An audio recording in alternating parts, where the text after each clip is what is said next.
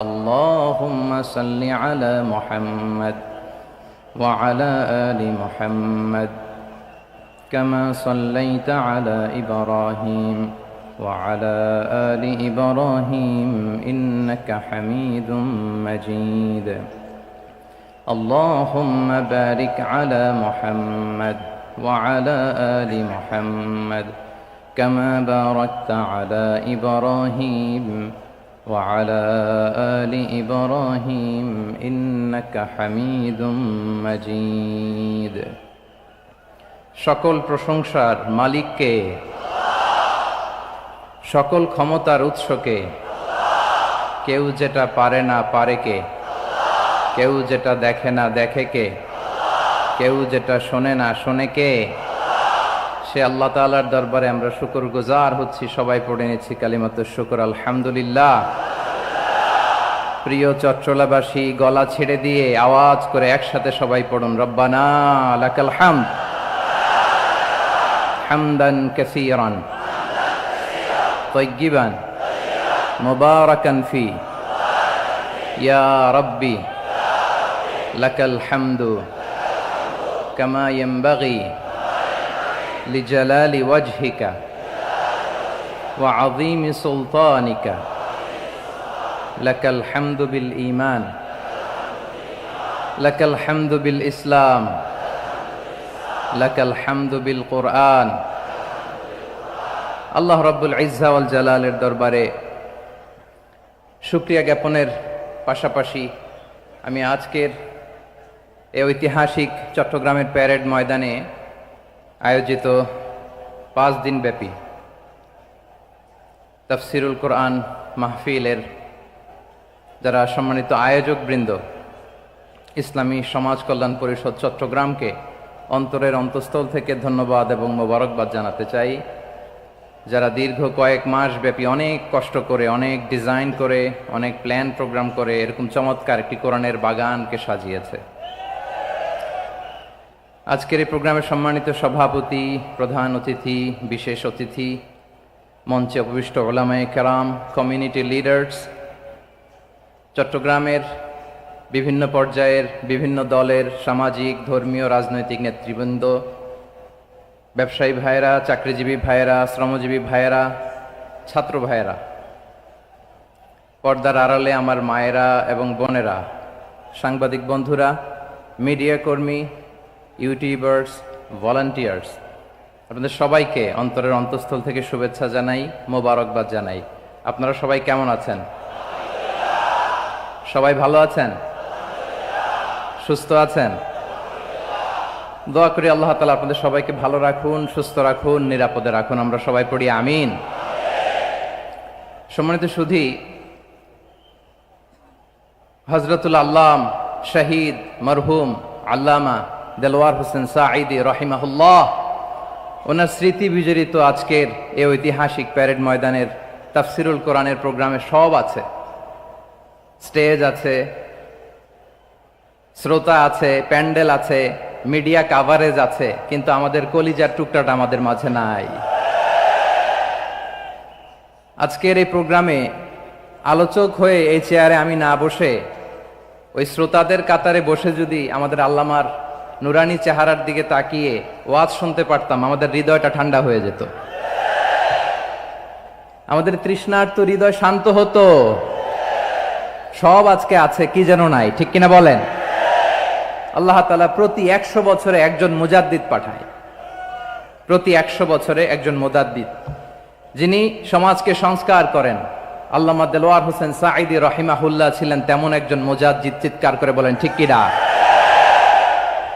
উনি শিরক বিদআতের আস্তানাকে তছনছ করে দিয়েছেন, তাওহীদের বাণীকে সমুন্নত করেছেন, গণমানুষের কাছে তাফসিরুল কোরআনকে জনপ্রিয় করেছেন।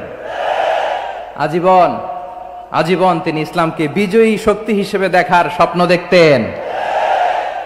এত প্রাঞ্জল ভাষা, এত চমৎকার আধুনিক প্রেজেন্টেশন, গণমানুষের কাছে কোরআনের তাফসিরকে এভাবে জনপ্রিয় করে তোলার মতো ব্যক্তিত্ব আল্লামা সাঈদী ছাড়া দ্বিতীয় কেউ এই বাংলার ভূখণ্ডে নাই। এই যে তাফসিরুল কোরআন, এই যে টার্মিনোলজি, এই টার্মটাই উনি আসলে জনপ্রিয় করেছেন। আমরা আগে জানতাম না যে এভাবে তাফসির করা যায়, এভাবে scientific indications of the Holi কোরআনকে মানুষের কাছে পেশ করা যায়, এভাবে এত জীবন ঘনিষ্ঠ করে, এত ইন্টারেক্টিভ করে কোরআনের কথাগুলো মানুষের কাছে উপস্থাপন করা যায়। উনি অন্যায়ের বিরুদ্ধে সবসময় সোচ্চার ছিলেন, প্রতিবাদী কণ্ঠস্বর ছিলেন। ওনার আলোচনা শুনলে দেহের রক্ত টকবক করে ফুটতে থাকতো। আল্লাহু আকবার, আল্লাহু আকবার, আল্লাহু আকবার। He was a strong mouthpiece of Islamic revivalism. Islamic জাগরণের স্ট্রং মাউথপিস ছিলেন আল্লামা সাঈদী রাহিমাহুল্লাহ। অনেক দোয়া পেয়েছেন। আমরা পড়েছি, এমন জীবন তুমি করিবে গঠন, মরণে হাসিবে তুমি, কাঁদিবে ভুবন। গোটা বিশ্বকে তিনি কাঁদিয়েছেন। আল্লামা যখন ইন্তেকাল করলেন, আমি তখন মালয়েশিয়া থেকে যুক্তরাষ্ট্রে একটা কনফারেন্সে যোগ দিতে যাচ্ছি, কাতার এয়ারলাইন্সে। মালয়েশিয়া থেকে দোহাতে নামলাম। দোহায় যখন আমার ট্রানজিট, তখন শুনতে পেলাম যে আল্লামা বিদায় নিয়েছেন। সোশ্যাল মিডিয়ায় শুনে বিশ্বাস করতে পারলাম না। মুহূর্তের মধ্যেই মাসুদ সাইদি ভাইকে মেসেজ করলাম, উনি কোনো উত্তর দিতে পারলেন না। মাসুদ ভাইয়ের সাথে যখন কোলাকুলি করি, আমাদের শামীম ভাইয়ের সাথে যখন কোলাকুলি করি, মনে হচ্ছে আল্লামা সাইদির ঘ্রাণ পাই। শরীরটা লিটারালি কাঁপছিল, নিজেকে মানাতে পারছিলাম না, বিশ্বাস করতে পারছিলাম না যে আসলে আল্লামা বিদায় নিয়েছেন। ইন দ্য মিন টাইম আমার সেকেন্ড ফ্লাইট দোহা টু নিউ ইয়র্ক, 12 ঘন্টার ফ্লাইটে উঠলাম। ইন্টারনেট থেকে বিচ্ছিন্ন হলাম। নামার পরে শুনলাম আল্লাহু আকবার, যেখানে ওনাকে কবরস্থ করার কথা ছিল সেখানেও কবর দিতে দেয়া হয় নাই। ছবিগুলো দেখতে লাগলাম, হাসিমাখা মুখ, হাসিমাখা নিথর দেহটা, মরণে হাসিবে তুমি, কাঁদিবে ভুবন। From east to west, from north to south, the entire globe, গোটা বিশ্ব ওনার জন্য কেঁদেছে, গোটা বিশ্ব কেঁদেছে। কাবার গিলাফ ধরে ধরে মানুষ চিৎকার করেছে। এর চেয়ে শ্রেষ্ঠ মৃত্যুকার হতে পারে? আমাদের আল্লামার আর কি পাওয়ার ছিল বলেন? আর কি পাওয়ার ছিল? কুল্লু নাফসিন যায়িকাতুল মাউত, যারাই দুনিয়াতে আসবে তারা ইন্তেকাল করবে, এটা আমরা মেনে নেই। আমাদের জন্মের পর থেকে এরকম চমৎকার সময় আমরা পাই নাই। এটাই আসল সময়। আমরা ইন্টারিম গভর্নমেন্টের কাছে দাবি জানাই, উচ্চতর তদন্ত কমিটি করে এটা কি হত্যাকাণ্ড ছিল নাকি স্বাভাবিক মৃত্যু ছিল, এই রিপোর্ট গণমানুষের কাছে প্রচার করে জানাতে হবে। এই দাবির সাথে কি সবাই আপনারা একমত? কারা কারা একমত হাত তুলে দেখান।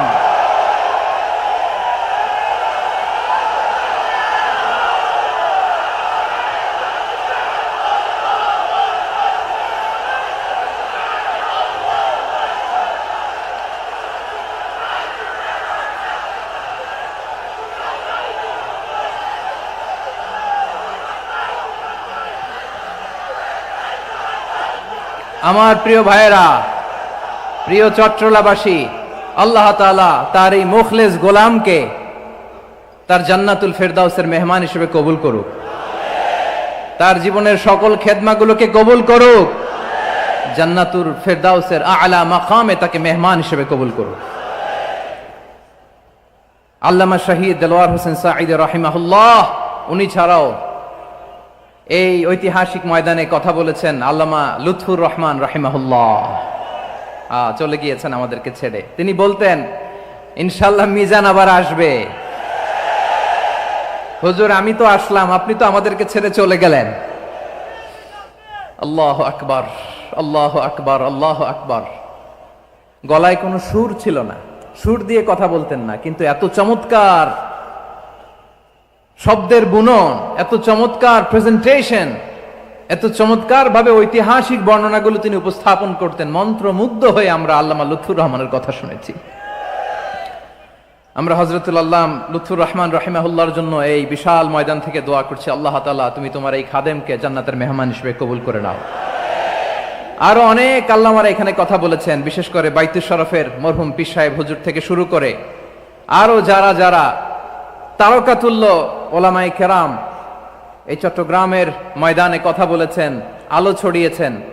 আমরা এই লক্ষ লক্ষ তাওহীদি জনতাকে নিয়ে তাদের জন্য দোয়া করছি, আল্লাহ তাআলা ওনাদের জীবনের সকল ভুল ত্রুটি ক্ষমা করে দিয়ে তাদেরকে জান্নাতুল ফেরদাউসের মেহমান বানিয়ে নিক। আমরা এই ঐতিহাসিক প্যারেড ময়দানের প্রোগ্রাম থেকে স্মরণ করতে চাই 24-এর ছাত্র নাগরিক অভ্যুত্থানে আমার যে সমস্ত ছাত্র নাগরিক ভাইয়েরা দেহের তাজা রক্ত বিলি দিয়ে নতুন বাংলাদেশ আমাদেরকে উপহার দিয়েছে।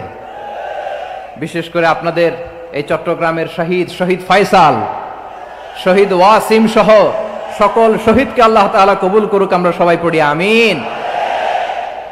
প্রিয় ভাইয়েরা, আমি নগণ্য একজন কোরআনের ছাত্র, এত বিশাল মঞ্চে এত বড় প্ল্যাটফর্মে কথা বলা আমার জন্য সাজে না।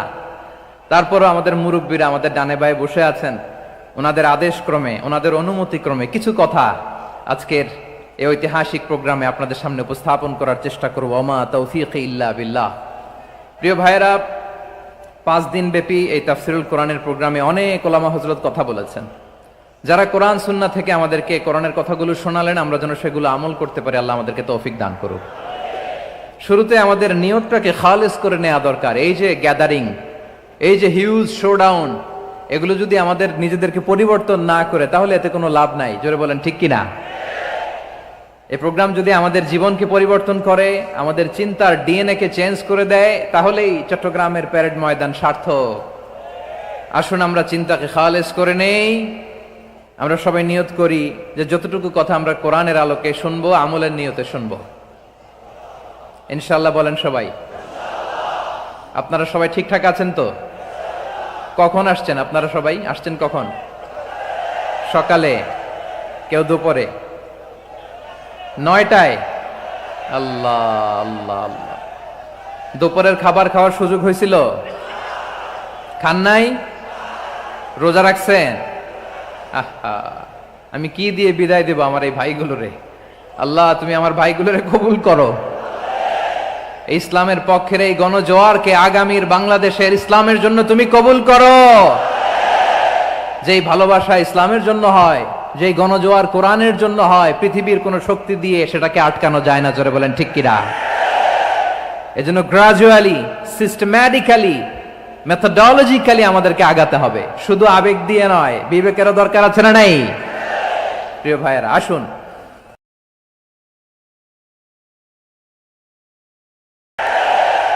এজন্য গ্রাজুয়ালি, সিস্টেম্যাটিক্যালি, মেথোডোলজিক্যালি আমাদেরকে আগাতে হবে, শুধু আবেগ দিয়ে নয়। বিবেকেরও দরকার আছে না নাই? প্রিয় ভাইয়েরা, আসুন আমাদের কথা অনেক আমরা উপস্থাপন করবার চেষ্টা করব ইনশাআল্লাহ। আমার খুতবার শুরুতেই আপনারা মোটামুটি আন্দাজ করে ফেলেছেন যে আমি কি নিয়ে আলোচনা করব, কারণ যে আয়াতটি আমি তেলাওয়াত করেছি এই আয়াতটি প্রায়শই এই ভূখণ্ডে, এই বাংলাদেশে জুমার দিনে খতিব সাহেবরা দ্বিতীয় খুতবার শেষের দিকে পড়ে না? কি কমন পড়ছে? ইন্নাল্লাহা ইয়া'মুরু বিল আদলি ওয়াল ইহসান ওয়া ইতা'i যিল কুরবা ওয়া ইয়ানহা আনিল ফাহশাই ওয়াল মুনকারি ওয়াল বাগি ইয়া'iদুকুম লাআল্লাকুম তাযাক্কারুন। মুখস্থ আছে না সবার? আসুন আমরা এই আয়াতের সরল অর্থ, এর মর্মবাণী, এর সংক্ষিপ্ত তাফসীর সবাই মিলে আজকের এই প্রোগ্রাম থেকে উদ্ধার করার চেষ্টা করি। আপনারা মনোযোগী আছেন তো? ইনশাআল্লাহ। এই আয়াতটা অনেক কম্প্রিহেন্সিভ একটা আয়াত। সাইয়েদনা আব্দুল্লাহ ইবনে মাসউদ রাদিয়াল্লাহু তাআলা আনহু উনি বলেছেন, ইন্নাহা মিন আজমাই আয়াতিল কুরআন। এটা কোরআনের সবচেয়ে জামে মানে আয়াত। যদিও ছোট্ট আয়াত, অল্প কিছু কথামালা, কিন্তু তিনি বলতেন এটা কোরআনের সবচাইতে জামে মানে সবচেয়ে কম্প্রিহেন্সিভ একটা আয়াত, যেখানে কথা কম, শব্দ কম, কিন্তু এটার দোতনা, এটার আবেদন, এটার মিনিং অনেক বেশি। সুবহানাল্লাহ। এই আয়াতে আল্লাহ তাআলা বেসিক্যালি আমাদেরকে 3টা বিষয়ে আদেশ করেছেন আর 3টা বিষয়ে বারণ করেছেন, মানে নিষেধ করেছেন। আওয়াজ করে বলুন, আদেশ করেছেন কয়টা? প্রিয় চট্টলার ভাইয়েরা, আমার মতো এই যে 3 আঙ্গুল উঁচু করে বলেন, আদেশ করেছেন কয়টা? আবার নিষেধও কয়টা? মানবো তো আমরা ইনশাআল্লাহ? বলেন সবাই। 3 do's and 3 don'ts, do's and don'ts। 3টা আদেশ, 3টা নিষেধ। এই 3টা আদেশ আর 3টা নিষেধের ভেতরে আল্লাহ তাআলা গোটা ইসলামী শরিয়ার মূল নির্যাসকে ঢুকিয়ে দিয়েছেন। সুবহানাল্লাহ।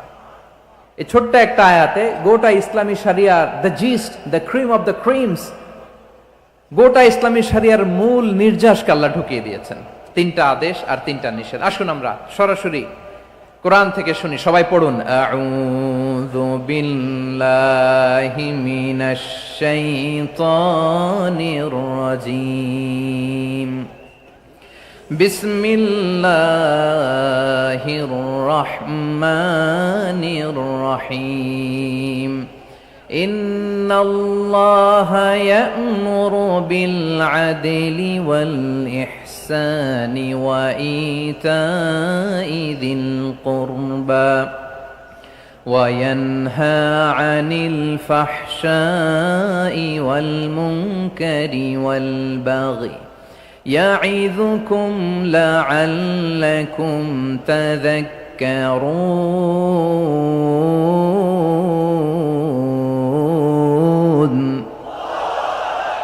আল্লাহ তাআলা ইরশাদ করছেন, ইন্নাল্লাহা ইয়া'মুরু বিল আদলি ওয়াল ইহসান, নিশ্চয় আল্লাহ তাআলা তোমাদেরকে ন্যায় বিচারের আদেশ দেন, সদাচরণের আদেশ দেন, নিকটাত্মীয়দেরকে দানের আদেশ দেন। আদেশ কয়টা? আওয়াজ করে সবাই বলুন তো, কয়টা? নিশ্চয় আল্লাহ তাআলা তোমাদেরকে ন্যায় বিচারের আদেশ দেন, সদাচরণের আদেশ দেন, তিনি তোমাদের নিকটাত্মীয়দেরকে দানের আদেশ দেন, আর তিনি তোমাদেরকে অশ্লীলতা থেকে নিষেধ করেন, মন্দ কাজ থেকে নিষেধ করেন, অবাধ্যতা সীমা লঙ্ঘন থেকে নিষেধ করেন। তিনি তোমাদেরকে উপদেশ দেন যাতে তোমরা শিক্ষা গ্রহণ করো। সুবহানাল্লাহ। উপদেশ দিচ্ছে স্বয়ং কে? তিনটা জিনিসের আদেশ। ইয়া'মুরু বিল আদল, সুবিচার ন্যায় বিচারের আদেশ তিনি দেন। ইহসানের আদেশ দেন, যাতে আমরা ইহসান করি, একে অপরের প্রতি সুবিচার করি, মহানুভবতা দেখায়, অনুগ্রহ দেখায়, আর নিকট আত্মীয়দেরকে যেন আমরা দান করি। এই তিনটা আদেশ তিনি দিয়েছেন। আর কোন তিনটা জিনিস থেকে তিনি বারণ করেছেন? অশ্লীলতা, ফাহশা, মুনকার, মানে সব মন্দ আর অসৎ কাজ, এগুলো থেকে তিনি আমাদেরকে বারণ করেন। ওয়াল বাগি, অবাধ্যতা, সীমা লঙ্ঘন, এই তিনটা কাজ থেকে তিনি আমাদেরকে বারণ করেন। তিনি আমাদেরকে উপদেশ দেন, স্বয়ং আল্লাহ তাআলা আমাদেরকে উপদেশ দেন যাতে করে আমরা শিক্ষা গ্রহণ করি। সুবহানাল্লাহ পড়ে। তাহলে আসুন আমরা ধরে ধরে একটা একটা করে সামনের দিকে আগাই। আল্লাহ তাআলা প্রথমে আমাদেরকে আদেশ দিয়েছেন আদালের। ইন্নাল্লাহা ইয়া'মুরু বিল আদল। আওয়াজ করে বলুন আল আদাল। সবাই পড়ুন আল আদাল। আমরা উর্দু জানি, হিন্দি জানি, অনেকে ইংরেজিও জানি, কিন্তু আরবি শব্দগুলো আমাদের মুখ দিয়ে বেরোতে চায় না। আওয়াজ করে বলুন আল আদাল। মাশাআল্লাহ। ইন্নাল্লাহা ইয়া'মুরু বিল আদল। আল্লাহ তাআলা আমাদেরকে আদলের আদেশ দেন। আদল অনেকে না বুঝলেও আদালত শব্দটা বুঝবেন। আদালত, আদালত, আদালত বুঝেন না? যেখানে বিচার কার্যের ফয়সালা করা হয়, কোর্ট কাচারি আদালত, এটা তো ভেরি কমন। এটা শুনছেন না সবাই? আদালত, যেখানে ন্যায় বিচার হবে, সুশাসন হবে। কিন্তু ভাগ্যের কি নির্মম পরিহাস, ওখান থেকে মিথ্যা সাক্ষী দিয়ে মনমতো রায় দিয়ে দেয়া হয়। এগুলোর পরিবর্তন হওয়ার দরকার আছে না নাই? প্রিয় ভাইয়েরা, আদালত, আল আদল, ইংরেজিতে বলে জাস্টিস, ন্যায় বিচার, সুবিচার, সুশাসন, জাস্টিস, আল আদল, সব জায়গায় এই জাস্টিস থাকা দরকার। Justice should be prevailed in the society. The mission of all prophet was to uphold the justice. সব নবীর মিশন ছিল এই জাস্টিসকে, আদালকে, সুশাসন আর সুবিচারকে নিশ্চিত করা। পড়েন সুবহানাল্লাহ। And the core message of every divine scripture was to uphold justice.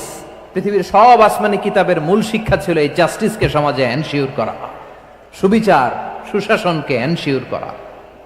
তাহলে প্রিয় ভাইরা, আমরা বুঝতে পারলাম আল আদল শব্দের মানে হচ্ছে ইনসাফ বা সুবিচার বা ন্যায় বিচার। এটা হচ্ছে একটা general meaning, very general meaning.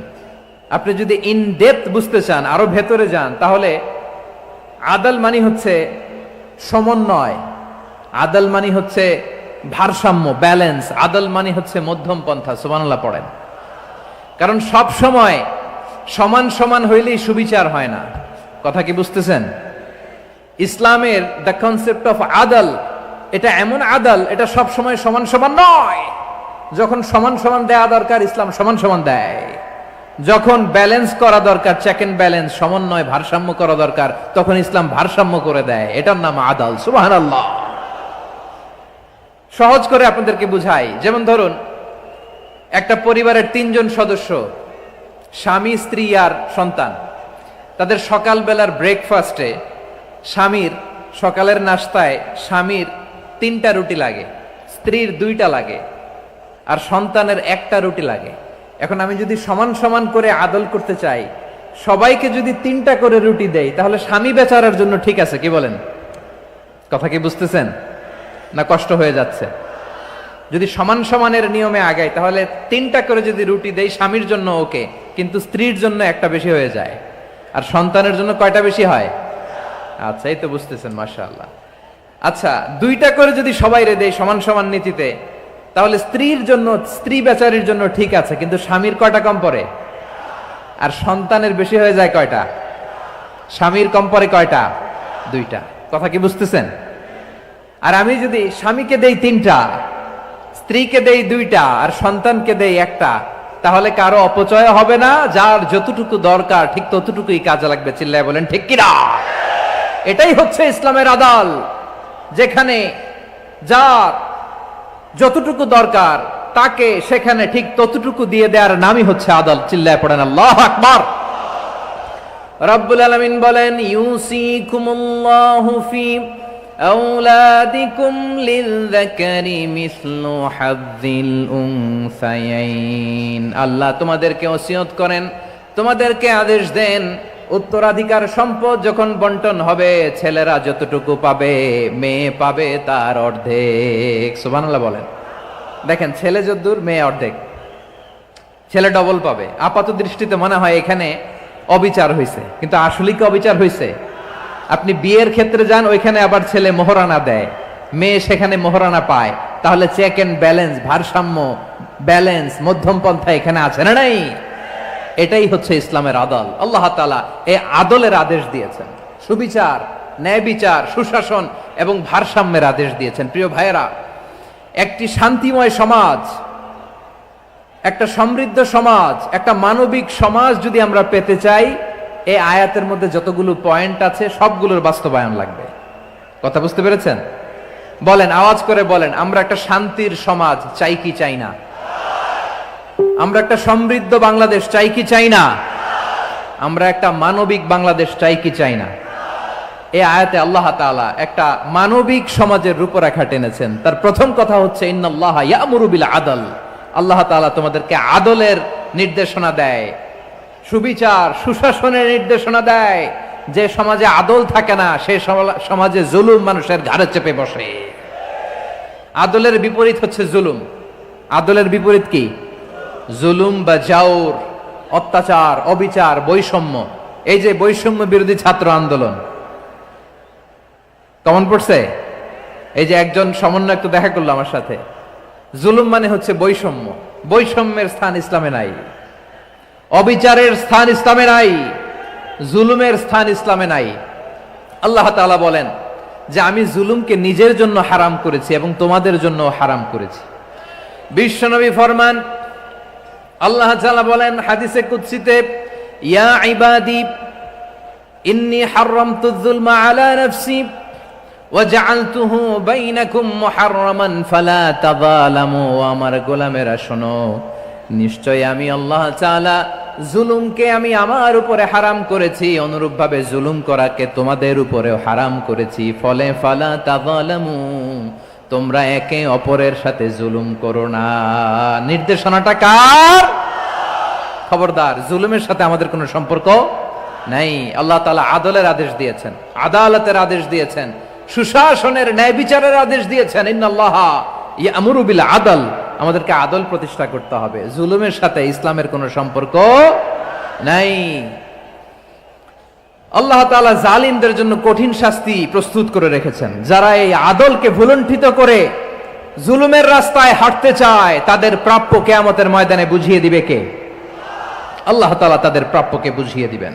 এজন্য বিশ্বনবী বলে, খবরদার, তোমরা ইনসাফ করবে, আদল করবে, জুলুম করবে না। আর যুলমু যুলুমাতুন ইয়াউমাল কিয়ামা, জুলুম কিয়ামতের দিন অন্ধকার হয়ে জালিমের ঘাড়ে চেপে বসবে। আবার বিশ্বনবী বলতেন, ইত্তাকি দাওয়াতাল মাজলুম, খবরদার, তোমরা মজলুমের কান্নাকে ভয় করো। ফাইন্নাহু লাইসা বাইনাহু ওয়া বাইনাল্লাহি হিজাব, কেননা মজলুমের কান্নার মাঝে আর আল্লাহর আরশের মাঝে কোনো পর্দা থাকে না। বিশ্বাস হয়? এই কথা বিশ্বাস হয়? এর জলজ্যান্ত প্রমাণ তো আমরা নিজেরাই দেখলাম। হ্যাঁ, মজলুমের কান্না ফুলে ফেপে মহিরুহ হয়ে পাহাড়ের মতো হয়ে বিস্ফোরিত হয়ে জালিমের মসনদকে ছারখার করে দিয়েছে। এর প্রমাণ তো আমরা নিজেরাই তো দেখলাম। জালিমের পরিণতি কি হয় আমরা জীবদ্দশাই তো দেখলাম। এমনও কোনো জুলুম নাই যে হয় নাই, ঠিক কিনা বলেন? আহারে জুলুম, আহারে জুলুম। রিসেন্টলি আয়না ঘরের কিছু ছবি প্রকাশিত হয়েছে সোশ্যাল মিডিয়ায়, দেখেছেন আপনারা? হ্যাঁ, ছোট্ট একটা জায়গা, স্বাধীন মানুষকে প্রাণীর মতো পাখির মতো খাঁচায় বন্দি করে রেখেছে। কখন দিন কখন রাত কিচ্ছু জানে না, কখন দিন কখন রাত কিছু জানে না। বছরের পর বছর কেটে গিয়েছে। এক্সট্রা জুডিশিয়াল কিলিং এর কোনো হিসাব নাই, বিচার বহির্ভূত হত্যা, এনফোর্স ডিসঅ্যাপিয়ারেন্স, গুম, যেটা সবচাইতে বড় মানবতা বিরোধী অপরাধ। কত মানুষ যে গুম হয়েছে তার কোনো ইয়ত্তা নাই। যেই ফ্যামিলির সদস্য গুম হয়েছে তারা কি ওই লোকটার জন্য মাগফিরাতের দোয়া করবে নাকি সুস্বাস্থ্যের দোয়া করবে তারা নিজেরাও জানতো না। তারুণ্যের, তাদের যৌবনের 15 বছর 16 বছর 17 বছর নাই। 6 মাস বয়সের ছোট বাচ্চাকে রেখে জেলে গেছে। 6 মাসের মেয়ে বেরোয় দেখে মেয়ের বয়স 17 বছর। মেয়ে বাবারে চিনে না, বাবা মেয়েরে চিনে না। মেয়েকে এখন বিয়ে দিয়ে আরেক ছেলের হাতে তুলে দিবে। মেয়ের শৈশব বাবা দেখে নাই, মেয়ের কৈশোর বাবা দেখে নাই, মেয়ের তারুণ্য দেখে নাই। আরেক যুবককে দেখলাম 14 বছরের 14 দিনের সংসার, 2 সপ্তাহের সংসার শেষে জেলে গেছে। কত যুবকের যে স্ত্রী চলে গিয়েছে ফ্যামিলি ছেড়ে, কারণ জানে না তো কবে আসবে কি হবে, কেউ জানতো না। দাম্পত্য জীবনের মাত্র 14 দিনের স্মৃতি, এই স্মৃতিকে আঁকড়ে ধরে এক বোন 16টা বছর 17টা বছর কাটিয়ে দিয়েছে। আমি নিউজটা দেখে ভাবলাম আমার এই বোনের প্রতিটি দিন কিভাবে কেটেছে, প্রতিটি রাত কিভাবে কেটেছে, প্রতিটি ক্ষণ কিভাবে কেটেছে।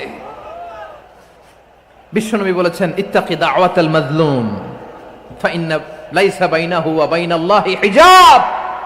মাজলুমের কান্নাকে ভয় করো, কারণ মাজলুমের কান্না আর আল্লাহর মাঝে কোনো পর্দা থাকে না। আমরা আর এরকম কোন জুলুম বাংলাদেশে দেখতে চাই না। জোরে বলেন ঠিক কিনা? আর কেউ নতুন করে জালিম হোক আপনারা চান? আবার নতুন করে কেউ ফ্যাসিস্ট হোক আপনারা চান? এক দল আরেক দলকে নিশ্চিহ্ন করার রাজনীতিতে মেতে উঠুক এটা আপনারা চান? আমরা বাংলাদেশকে আদল দিয়ে সাজাতে চাই। আমরা এই 56,000 বর্গ মাইলের প্রতিটা ইঞ্চি মাটিকে কোরআনের আইন দিয়ে সাজাতে চাই। রাজি আছেন আপনারা? কারা কারা রাজি দেখান হাত তুলে আল্লাহকে।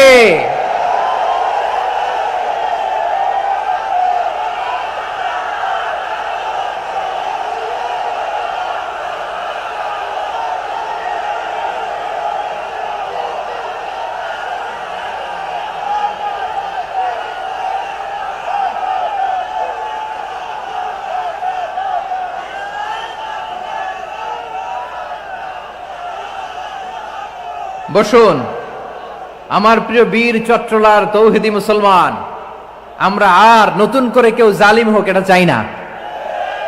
নতুন করে আবার কেউ ফ্যাসিস্ট হোক আমরা চাই না। এক দল আরেক দলকে নিশ্চিহ্ন করার রাজনীতি করুক আমরা চাই না। আমরা সুশাসনের বাংলাদেশ চাই। আমরা মানবিক বাংলাদেশ চাই। আমরা একটা সমৃদ্ধ বাংলাদেশ চাই। আমরা বিশ্বের বুকে সম্মান নিয়ে মাথা উঁচু করে দাঁড়াতে চাই, ঠিক কিনা বলেন? আল্লাহ বললেন, এটা যদি তোমরা চাও, একটা সমৃদ্ধ সমাজ যদি বিনির্মাণ করতে চাও, মানবিক সমাজ যদি বিনির্মাণ করতে চাও, আমি তোমাদেরকে সেজন্য প্রথমেই আদালতের নির্দেশ দিলাম। ইন্নাল্লাহা ইয়া'মুরু বিল আদল। এক দল আরেক দলকে নিশ্চিহ্ন করার রাজনীতি করুক আমরা চাই না। আমরা সুশাসনের বাংলাদেশ চাই। আমরা মানবিক বাংলাদেশ চাই। আমরা একটা সমৃদ্ধ বাংলাদেশ চাই। আমরা বিশ্বের বুকে সম্মান নিয়ে মাথা উঁচু করে দাঁড়াতে চাই, ঠিক কিনা বলেন? আল্লাহ বললেন, এটা যদি তোমরা চাও, একটা সমৃদ্ধ সমাজ যদি বিনির্মাণ করতে চাও, মানবিক সমাজ যদি বিনির্মাণ করতে চাও, আমি তোমাদেরকে সেজন্য প্রথমেই আদালতের নির্দেশ দিলাম। ইন্নাল্লাহা ইয়া'মুরু বিল আদল, নিশ্চয় আল্লাহ তাআলা তোমাদেরকে ন্যায় বিচার সুশাসন এটার আদেশ দেন। সুবহানাল্লাহ। আদাল, ন্যায় বিচারের আদেশ আল্লাহ তাআলা কোরআনের বিভিন্ন আয়াতে দিয়েছেন। আল্লাহ তাআলা বলছেন, ইন্নাল্লাহা يأمركم أن تؤدوا الأمانات إلى أهلها وإذا حكمتم بين الناس أن تحكموا بالعدل إن الله نعم ما يعظكم به إن الله كان سميعا بصيرا। আল্লাহ তাআলা বললেন, আল্লাহ আদেশ দিচ্ছেন, যে ব্যক্তি আমানতের হকদার তার হাতে তোমরা আমানত পৌঁছে দাও, আর যখন তোমরা বিচার কার্য করবে, বিচার ফয়সালা করবে, আদালতের সাথে করো। সুবহানাল্লাহ বলেন। ওয়া ইযা হাকামতুম বাইনান নাসি আন তাহকুমু বিল আদল, আদালতের সাথে করবা।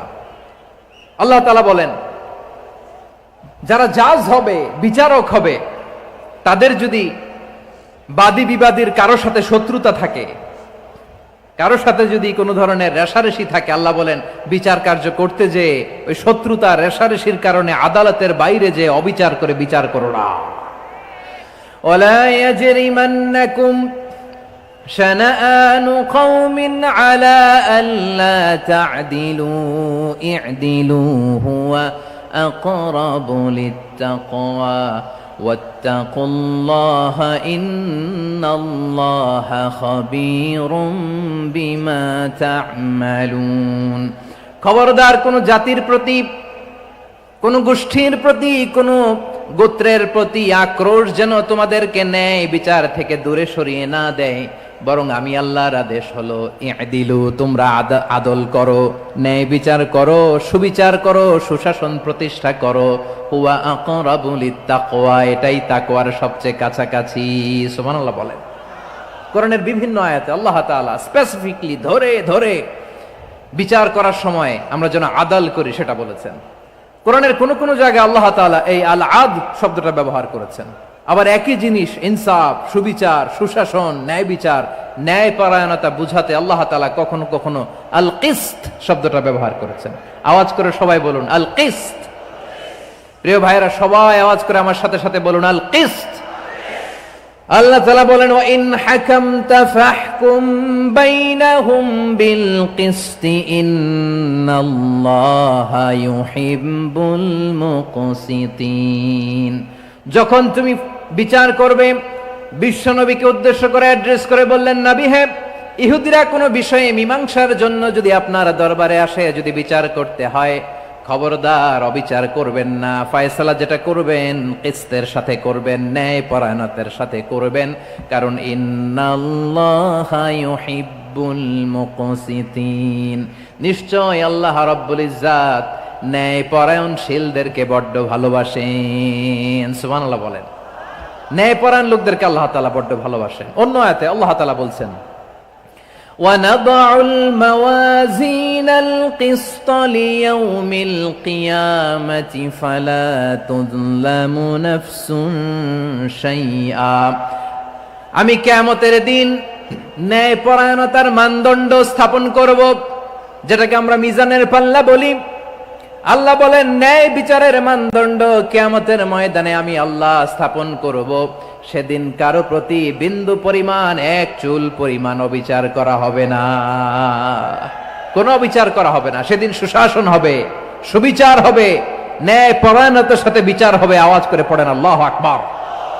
তাহলে প্রিয় ভাইরা, যে তিনটি বিষয়ে আল্লাহ তাআলা আমাদেরকে আদেশ দিয়েছেন, তার প্রথমটা হচ্ছে আদালত, ইনসাফ, সুবিচার, ন্যায় বিচার। এটা আমরা চাই কি চাই না? বিশ্বনবী ন্যায় বিচার, ন্যায় পরায়ণতা, সুশাসন প্রতিষ্ঠিত করেন কি করেন নাই? আপনারা বিশ্বনবীর সিরাত যারা পড়েছেন, আপনি দেখবেন বিশ্বনবীর সিরাতের পরতে পরতে বাকে বাকে, সিরাতের বাকে বাকে এই আদালতের নমুনা মেলে। সুবহানাল্লাহ বলেন। ছোট্ট একটা নমুনা রাসূল সাল্লাল্লাহু আলাইহি ওয়াসাল্লামের আসসিরা আল আতরা থেকে ছোট্ট একটা নমুনা আপনাদের খেদমতে এখানে উপস্থাপন করি। বিশ্বনবী সাল্লাল্লাহু আলাইহি ওয়াসাল্লাম মক্কা বিজয় করলেন ৮ম হিজরিতে। মক্কা বিজয় শেষে তিনি কয়েক সপ্তাহ মক্কাতে অবস্থান করলেন। ইন দ্য মিন টাইম মক্কার একটা ভেরি প্রেস্টিজিয়াস এন্ড ডিগনিফাইড ফ্যামিলির নারী চুরিতে ধরা পড়ল। কিসে ধরা পড়ল? সবাই বলেন কিসে? আমাদের সমাজে আসেনি এটা? আছে? ছোট না বড়? হ্যাঁ, হিসাব করে শেষ করা যায় না। ৩.৫ লাখ কোটি টাকা নাই উন্নয়ন প্রকল্পের নামে। উন্নয়ন প্রকল্পের নামে ৩.৫ লাখ কোটি টাকা নাই। ৩.৫ লাখ কোটি টাকা লিখতে পারবেন আপনি? এক টানে লিখতে পারবেন? বুঝতেছেন কত বড় সংখ্যা? হ্যাঁ, বনু মাখজুমিয়া গোত্রের এক নারী মক্কায় চুরিতে ধরা পড়ল। বলেন তো চুরি করলে বিধান কি? কি কাটতে হবে? চুরির বিধান হলো হাত কেটে দাও। তাও সেটা গোপনে নয়, প্রকাশ্যে জনসম্মুখে হাত কেটে দাও। বনু মাখজুমিয়া গোত্রের নারী যখন চুরিতে ধরা পড়লো, সাহাবারা চিন্তায় পড়ে গেলেন। সবেমাত্র মক্কার লোকেরা কালিমা পড়ে মুসলমান হয়েছে, ইসলামের আইন কানুন তেমন জানে না, ইসলামী শরিয়ার সাথে বেশি পরিচিত নয়। এখন যদি বিশ্বনবী চুরির যেই বিধান এটা যদি কায়েম করে হাত যদি কেটে দেয়, না জানি মক্কার লোকেরা আবার বিগড়ে যায়, না জানি মক্কার লোকেরা আবার মুরতাদ হয়ে যায়, না জানি মক্কার লোকেরা ইসলাম থেকে দূরে সরে যায়।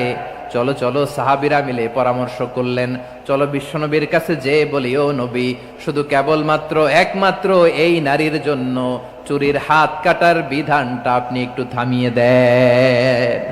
চুরির হাত কাটার যে বিধান এইখানে একটু রহিত করে দেন, বাকিগুলা কইরেন মদিনাতে যে চলবে, কিন্তু মক্কায় এবারের জন্য মাফ করে দেন। কিন্তু কে বলবে? এই যে পরামর্শ, সাজেশন, এটা কে দিবে বিশ্বনবীর কাছে? সাহাবারা চিন্তায় পড়ে গেলেন। আল্লাহর নবীর সামনে দাঁড়িয়ে আল্লাহর দেয়া হুদুদ, আল্লাহর দেয়া বিধান থামিয়ে দেওয়া, মাফ করে দেওয়া, এই কথা বিশ্বনবীর সামনে বলার সাহস তো কেউ রাখে না। কেউ কেউ বলল, বিশ্বনবীর পালক পুত্র যায়েদ বিন হারেসার সন্তান উসামারে বিশ্বনবী নাতির মতো আদর করে, বড্ড বেশি ভালোবাসে উসামারে। এজন্য সাহাবারা উসামাকে বলতো হিব্বু রাসূলিল্লাহ, বিশ্বনবীর ভালোবাসা। কি বলতো? সাহাবীরা বললেন, বিশ্বনবীর ভালোবাসা হিব্বু রাসূলিল্লাহ, উসামারে পাঠাও। উসামারে বিশ্বনবী নাতির মতো স্নেহ করে, মায়া করে, ভালোবাসে। আমরা পারবো না, উসামা পারবে। সবাই মিলে ফুলিয়ে ফুসিয়ে ওসামাকে, ছোট্ট ওসামাকে রাজি করালো। ওসামা এমন এমন কথা যে তুমি বিশ্বনবীর কাছে বলতে হবে, পারবা নাকি? ওসামা বলে, পারবো। সাইয়েদনা ওসামা রাদিয়াল্লাহু তাআলা আনহু তরুণ সাহাবী বিশ্বনবীর কাছে গেলেন, যে বললেন, নবী, বনু মাখজুমিয়া গোত্রের এক নারী চুরিতে ধরা পড়েছে, এবারের জন্য কি এই মহিলাটারে মাফ করে দিলে হয় না? এবারের জন্য একটু ক্ষমা করা যায় না নবী? বিশ্বনবী বলেন, আতাশফাউ ফি হাদ্দিম মিন হুদুদিল্লাহ, তোমার এত বড় সাহস উসামা, তুমি আল্লাহর হাত, আল্লাহর দেয়া বিধান, এটার ব্যাপারে সুপারিশ করতে এসেছো? তোমরা কি জানো তোমাদের আগে যত কওম, যত গোত্র, যত জনপদ ধ্বংস হয়েছে তার কারণ ছিল তাদের মধ্যে গরিবরা অন্যায় করলে তারা বিচার করত, আর ধনীরা অন্যায় করলে তারা মাফ করে দিত। খবরদার! ওয়া আইমুল্লাহ লাউ আন্না ফাতিমাতা বিনতি মুহাম্মাদিন সারাকাত লাকাতা মুহাম্মাদুন ইয়াদাহা। বিশ্বনবী বললেন, আরে ওসামা, বানু মাখজুমিয়ার ওই প্রেস্টিজিয়াস এন্ড ডিগনিফাইড ফ্যামিলির মেয়ে তো দূর কি বাত, অনেক দূরের কথা। জেনে রেখো ওসামা, আমার কলিজার টুকরা, নয়নের পুটুলি ফাতেমাও যদি মক্কার জমিনে আজকে এই চুরির দায়ে ধরা পড়তো, আমি বিশ্বনবী মুহাম্মাদুর রাসূলুল্লাহ ধরে ফাতেমার ডান হাতটা কেটে দিতে এক বিলম্ব দেরি করতাম না। ইন্নাল্লাহা ইয়া'মুরু বিল আদল, আমাদেরকে জাস্টিস শিখায় পশ্চিমারা, আমাদেরকে ইনসাফ শিখায়, আমাদেরকে সুশাসন শিখায়। আর ইনসাফ, সুশাসন, ন্যায় বিচার, সুবিচার, জাস্টিস কারে বলে বিশ্বনবীর বায়োগ্রাফি থেকে জেনে নাও। এই ছিল বিশ্বনবী সাল্লাল্লাহু আলাইহি ওয়াসাল্লামের আদালতের নমুনা। আপনি যদি সাইয়েদনা ওমর ফারুকের জীবনের দিকে তাকান, এমন কঠোর, এমন বীর সেনানী ছিলেন। সাইয়েদনা ওমরে ফারুক যদি রাস্তার এই মাথা দিয়ে হাঁটা শুরু করতেন, শয়তান ওমরে ফারুককে দেখলে ওই রাস্তা রেখে দিয়ে অন্য রাস্তা দিয়ে হাঁটতো। সুবহানাল্লাহ। ওমরে ফারুক রাদিয়াল্লাহু তাআলা আনহু কি পার্সোনালিটি ছিল, কি পার্সোনালিটি। আমাদের এলাকায় ছোট বাচ্চারা রাতে ভাত খেতে চায় না, আমার মেয়েটাও খেতে চায় না। এই এটা দিব ওইটা দিব, আজকে মাহফিলে আসার সময় বলে দিছে লিস্ট করে এটা এটা আনতে হবে। তো ছোট্ট বাচ্চাদের অনেক বায়না থাকে, ওরা রাতে খেতে চায় না। তো মায়েরা বিভিন্ন ভয় দেখায়, এই বাঘ আসবে খাও, এই ভূত আসবে খাও। আপনারা কি বলেন চট্টগ্রামে? কি আসবে? হ্যাঁ, ভূত ভূত ভূত আসবে, বাঘ আসবে, খাও খাও খাও, তাড়াতাড়ি খাও। তো বাচ্চারা এগুলো শুনে ভয়ে খেতে শুরু করে। মদিনার জমিনেও একই ঘটনা ঘটতো। মদিনার ছোট্ট ছোট্ট সোনামণিরা খেতে চাইতো না। তো মায়েরা বলতো, হা হুয়া ইয়াতি উমর, হা হুয়া ইয়াতি উমর, ওই যে উমর আসতেছে, উমর। ওমরে ফারুকের কথা শুনলে বাচ্চারা একেবারে ঠান্ডা। সুবহানাল্লাহ পড়বেন না? প্রভু তুমি বলেছ রাসূল দেবে না, বলনি দেবে না ওমর, বলনি দেবে না হামজা তারিক, খালিদ বিজয় সমর। প্রভু তুমি বলেছ রাসূল দেবে না, বলনি দেবে না ওমর, বলনি দেবে না হামজা তারিক, খালিদ বিজয় সমর। প্রভু তুমি বলেছ রাসূল দেবে না। আল্লাহু আকবার। ওমরে ফারুক রাদিয়াল্লাহু তাআলা আনহু, ওনার কথা শুনলে গায়ের মধ্যে গুজবাম হয়, গায়ের পশমগুলো দাঁড়িয়ে যায়। সুবহানাল্লাহ বলেন। কি পার্সোনালিটি ছিল, কি ব্যক্তিত্ব ছিল। মুনাফিকরা ওমরে ফারুককে জমের মতো ভয় পেতেন। শয়তান, খুদ শয়তান এই রাস্তা দিয়ে আসলে শয়তান অন্য রাস্তা দিয়ে হাঁটতো। ওমরে ফারুক রাদিয়াল্লাহু তাআলা আনহুর জীবনে যদি দেখেন, তাহলে সেখানে আপনি আদালতের, ইনসাফের, সুশাসনের, জাস্টিসের নমুনা দেখতে পাবেন। কয়টা শুনবেন? সাইয়েদনা ওমরে ফারুকের রাদিয়াল্লাহু তাআলা আনহুর সন্তান আব্দুর রহমান মিশরে মদ খেয়ে মদ্যপ অবস্থায় ধরা পড়েছে। মদ খাওয়ার কারণে, মদ যদি কেউ পান করে আর যদি প্রমাণিত হয়, তার বিচার হলো 80 বেত। আওয়াজ করে বলেন কয় বেত? বাংলাদেশেও তো এই আইন আছে নাকি? বাংলাদেশে আছে? হ্যাঁ, মদ খাইলে 80 বেত, এই আইন বাংলাদেশে চালু হোক। আমরা চাই কি চাই না? চাই সবাই। এজন্যই তো ইসলাম ভাল লাগে না। ইসলামকে ভাল লাগে না।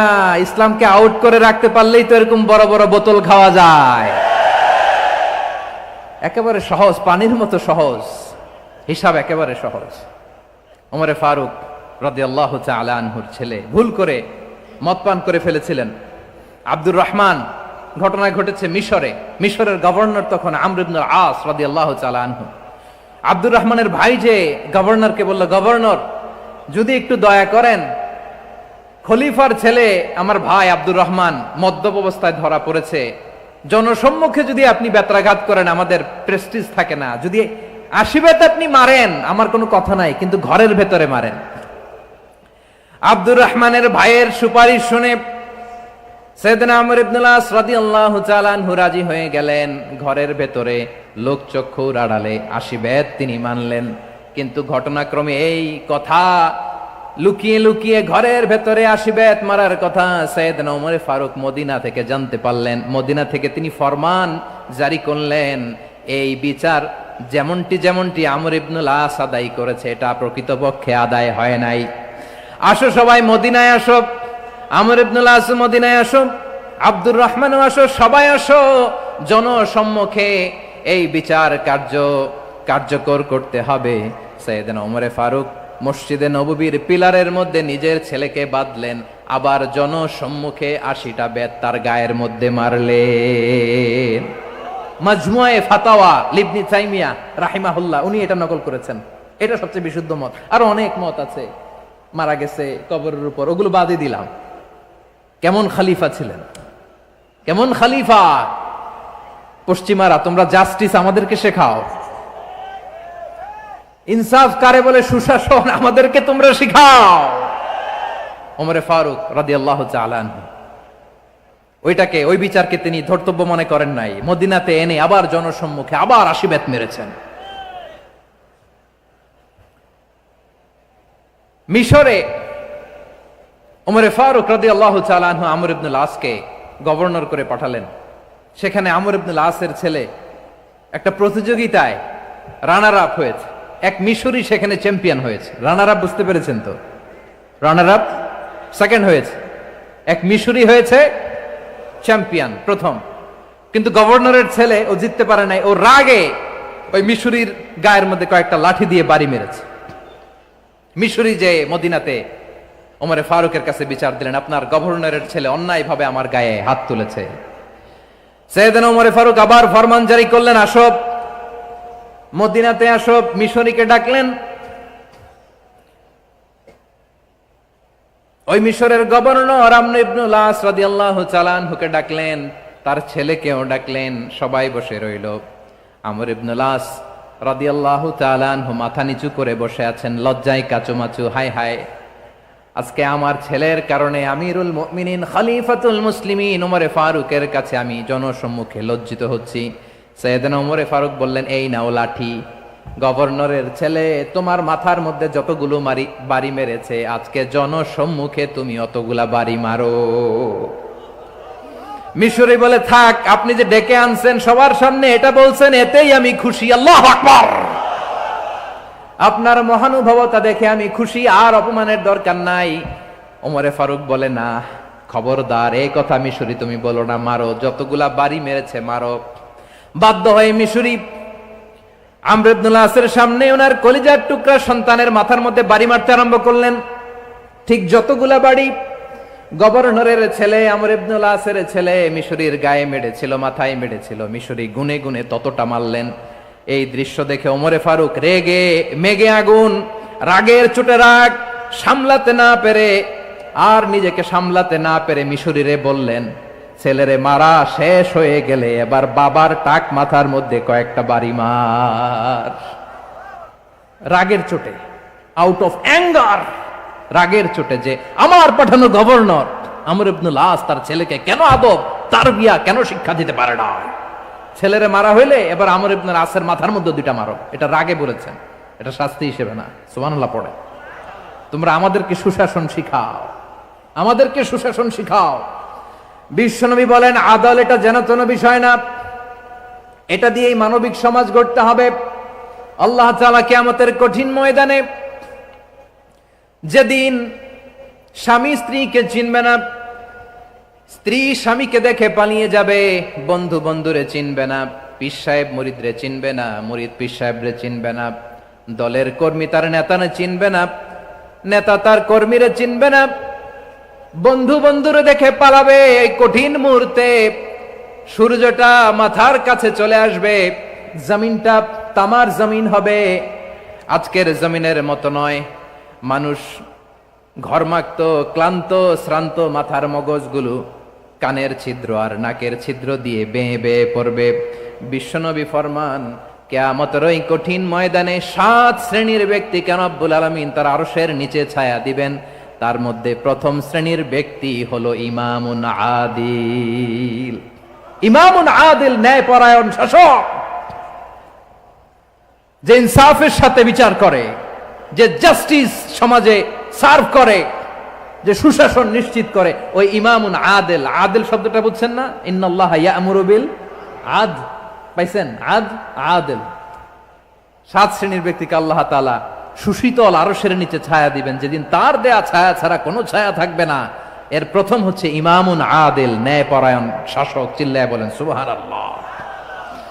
আবার বিশ্বনবী বললেন, ইন্নাল মুকসিতিনা ইনদাল্লাহি আলা মানাবিরা মিন নূর আন ইয়ামিনির রহমান। কিয়ামতের দিন যারা ন্যায়পরায়ণ হিসেবে আল্লাহর সামনে দাঁড়াবে, কিয়ামতের দিন রব্বুল আলামিন তার আরশের ডান দিকে ওই ন্যায়পরায়ণ লোকদের জন্য আরশের ডান দিকে একটা নূরের মিম্বারে তাদেরকে বসার সুযোগ করে দিবে।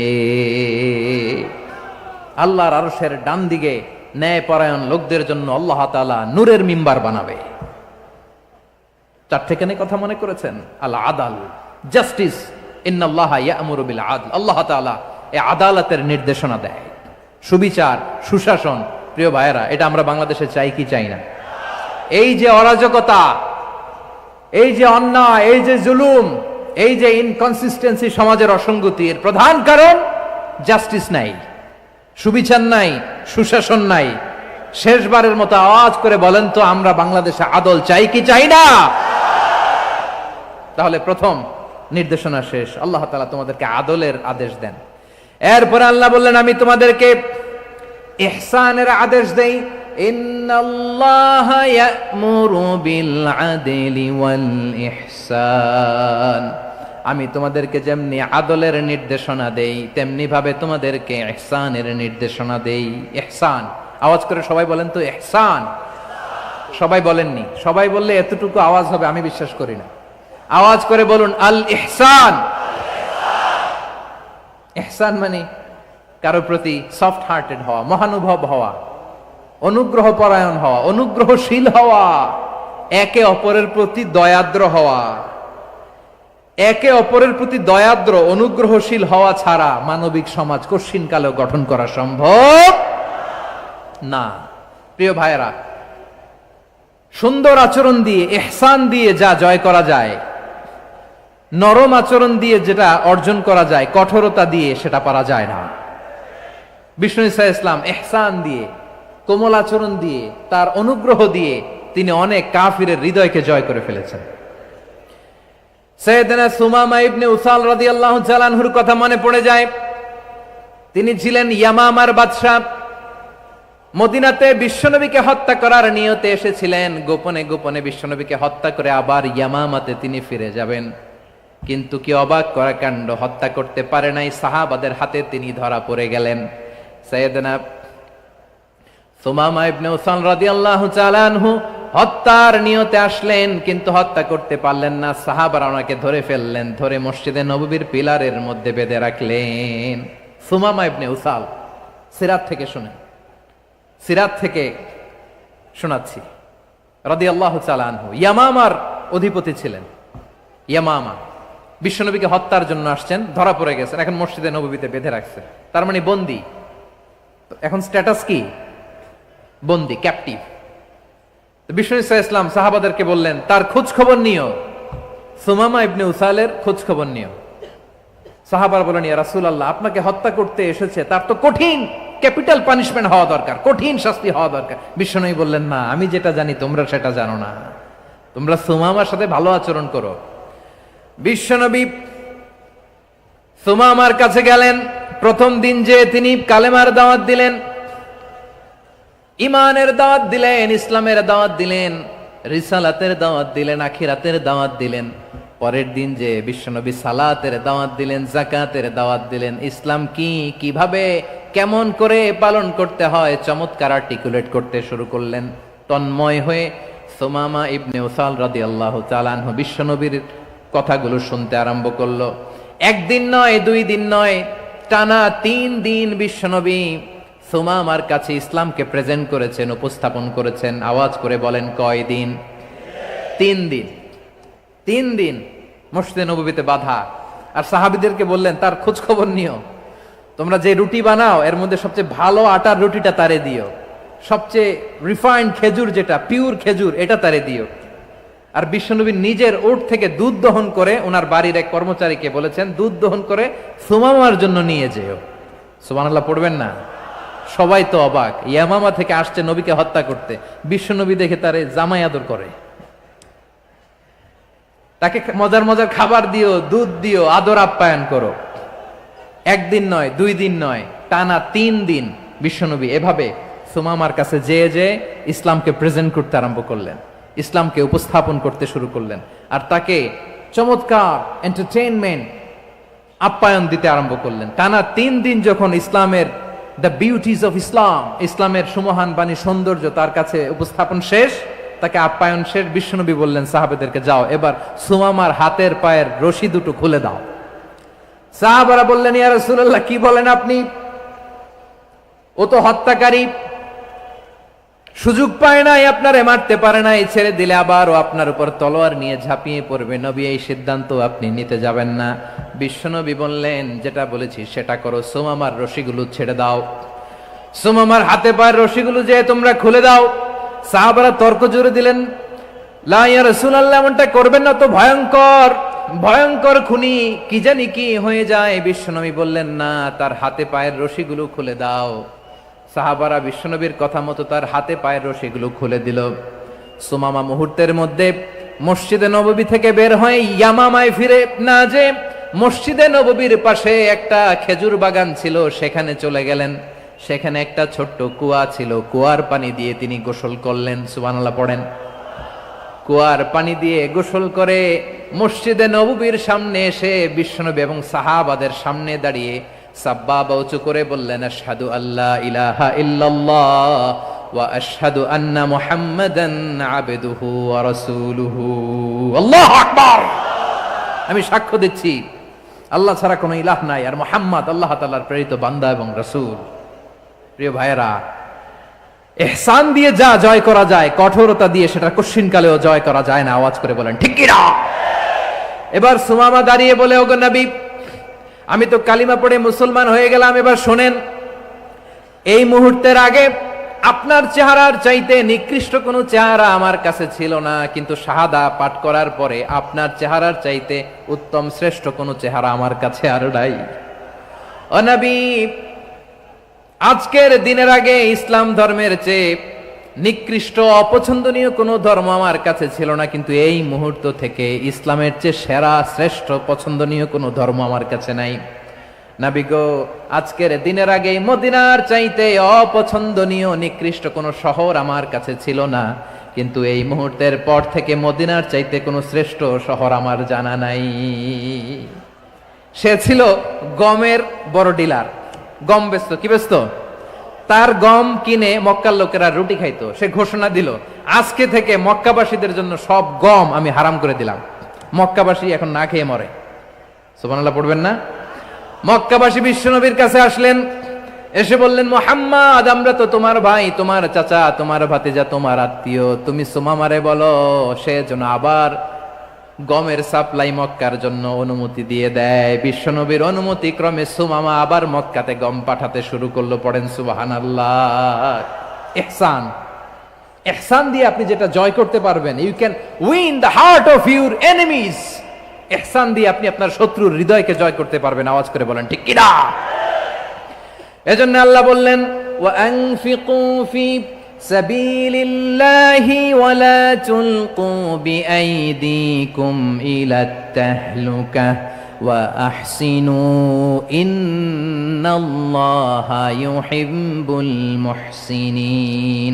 তোমরা আল্লাহর রাস্তায় দান করবে আর নিজেরা নিজেদেরকে ধ্বংসের হাতে ঠেলে দিও না। তোমরা একে অপরের প্রতি ইহসান করবে, কারণ ইহসানকারীদেরকে আল্লাহ বড্ড ভালোবাসেন। সুবহানাল্লাহ পড়েন। আবার সূরা রহমানে আল্লাহ বললেন, হাল জাযাউল ইহসানি ইল্লাল ইহসান ফাবিআইয়ি আলা, সবাই পড়েন, ফাবিআইয়ি আলাই রাব্বিকুমা তুকাযযিবান। ইহসানের প্রতিদান হিসেবে ইহসানি হয়।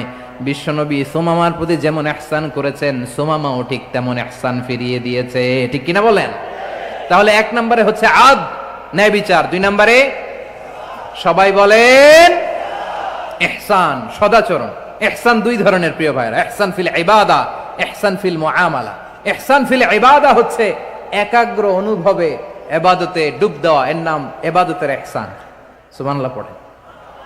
বিশ্বনবী বলেন ইহসান মানে কি জানো নাকি?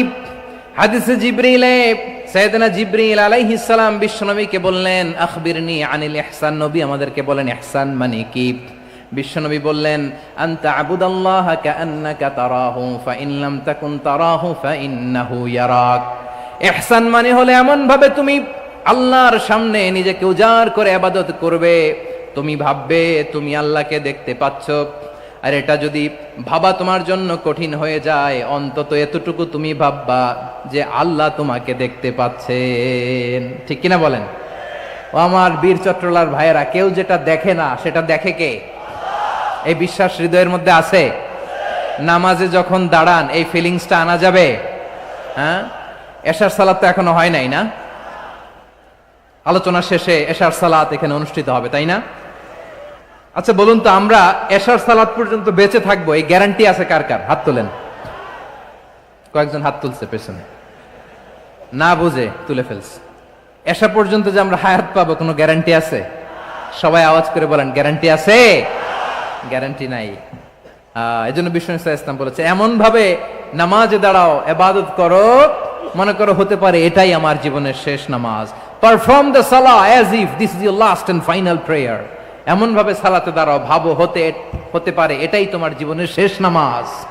এমন ভাবে নামাজে দাঁড়াও, ভাবো এটাই শেষ নামাজ। তাহলে নামাজে একাগ্রতা বাড়ায় দিবে কে? ফলে ইবাদতের ইহসান আমাদের অর্জিত হবে। আর মুআমালাতে ইহসান হলো, বিশ্বনবী বলেন, ইন্নাল্লাহা তাবারাকা ওয়া তাআলা কাতাবাল ইহসানা আলা কুল্লি শাই, ফাইযা কাতালতুম ফাআহসিনুল কিতলা ওয়া ইযা যাবাহতুম ফাআহসিনুয যাবহা ওয়ালিয়ুহিদ্দা আহাদুকুম শাফরাতাহু ওয়ালিয়ুরিহ যাবিহাতাহু। ইহসান দুই ধরনের, আওয়াজ করে বলতে হবে। কয় ধরনের? সবাই বলুন আওয়াজ করে, কয় ধরনের? একটা হচ্ছে ইহসান ফিল ইবাদা, ইবাদতে ইহসান। ইবাদতে ইহসান কি? একাগ্র অনুভব দিয়ে ইবাদত করা, মন প্রাণ দিয়ে ইবাদত করা। আর মুআমালাতে ইহসান কি? সব কাজে, দৈনন্দিন কাজে, কর্মে, সামাজিক অ্যাক্টিভিটিতে কোমলতা প্রদর্শন করা, অনুগ্রহের সাথে সবকিছু করা। আল্লাহ তাআলা ইন্নাল্লাহা তাবারাকা ওয়া তাআলা কাতাবাল ইহসানা আলা কুল্লি শাই, তিনি সব কিছুর ব্যাপারে ইহসানকে আবশ্যক করেছেন। সবকিছুতে মুমিনের সব কাজে ইহসানের পরশ থাকবে। আচ্ছা, কুরবানির দিন আমরা পশুগুলোরে কি করি বলেন সবাই আওয়াজ করে? জবাই। জবাই মানে তো এটার মেরেই ফেলতেছি, একটু পরে তো টুকরো টুকরো করে গোশতগুলো খাবো, এটা তো খাবো, এটা তো মেরেই ফেলবে। বিষ্ণু বলে না, জবাইয়ের মধ্যেও মুমিনের জবের ভেতরেও ইহসানের পরশ থাকা চাই। যখন জবাই করবে প্রাণীটাকে হাত পা টাইট করে বেঁধে নাও, ছুরিটাকে শার্পেন করে নাও, ধারালো করে নাও, যাতে অল্প সময়ে জবাইটা হয়ে যায়, প্রাণীটা যাতে কম কষ্ট পায়। সুবহানাল্লাহ পড়ে। দিস ইজ কল্ড ইহসান। ইহসান আল্লাহ তাআলা যেমনি আদলের আদেশ করেছেন, ন্যায় বিচার, জাস্টিস এনশিওর করতে বলেছেন, সমাজে ইহসানের ব্যবহার, ইহসানের অনুশীলন তিনি করতে বলেছেন। এজন্য মুমিনের প্রতিটি কাজে, আমার চট্টগ্রামের ভাইয়েরা আমার দিকে তাকান, খেয়াল করে শুনুন, মুমিন জীবনের প্রতিটি কাজে ইহসানের পরশ থাকা চাই। আমরা যেন আমাদের পরিবারের প্রতি ইহসান করি, আমরা যেন আমাদের কর্মচারীদের প্রতি ইহসান করি, আমরা যেন আমাদের কলিগদের প্রতি ইহসান করি, আমরা যেন আমাদের ভাইদের প্রতি ইহসান করি। মুমিন জীবনের প্রতি কাজে ইহসানের পরশ থাকার দরকার আছে না নাই? কথা বুঝতে পেরেছেন? তাহলে আল্লাহ তাআলার তিনটা আদেশ ছিল, কয়টা গেল? ভুলে গেছে, ভুলে গেছে চট্টগ্রাম। তিনটা আদেশের মধ্যে কয়টা বললাম? প্রথমে কি ছিল? আদল। 2 নম্বরে, 3 নম্বরে রব্বুল আলামিন বললেন ওয়া ইতাইদিল কুরবা, নিকটাত্মীয়দেরকে দান করো।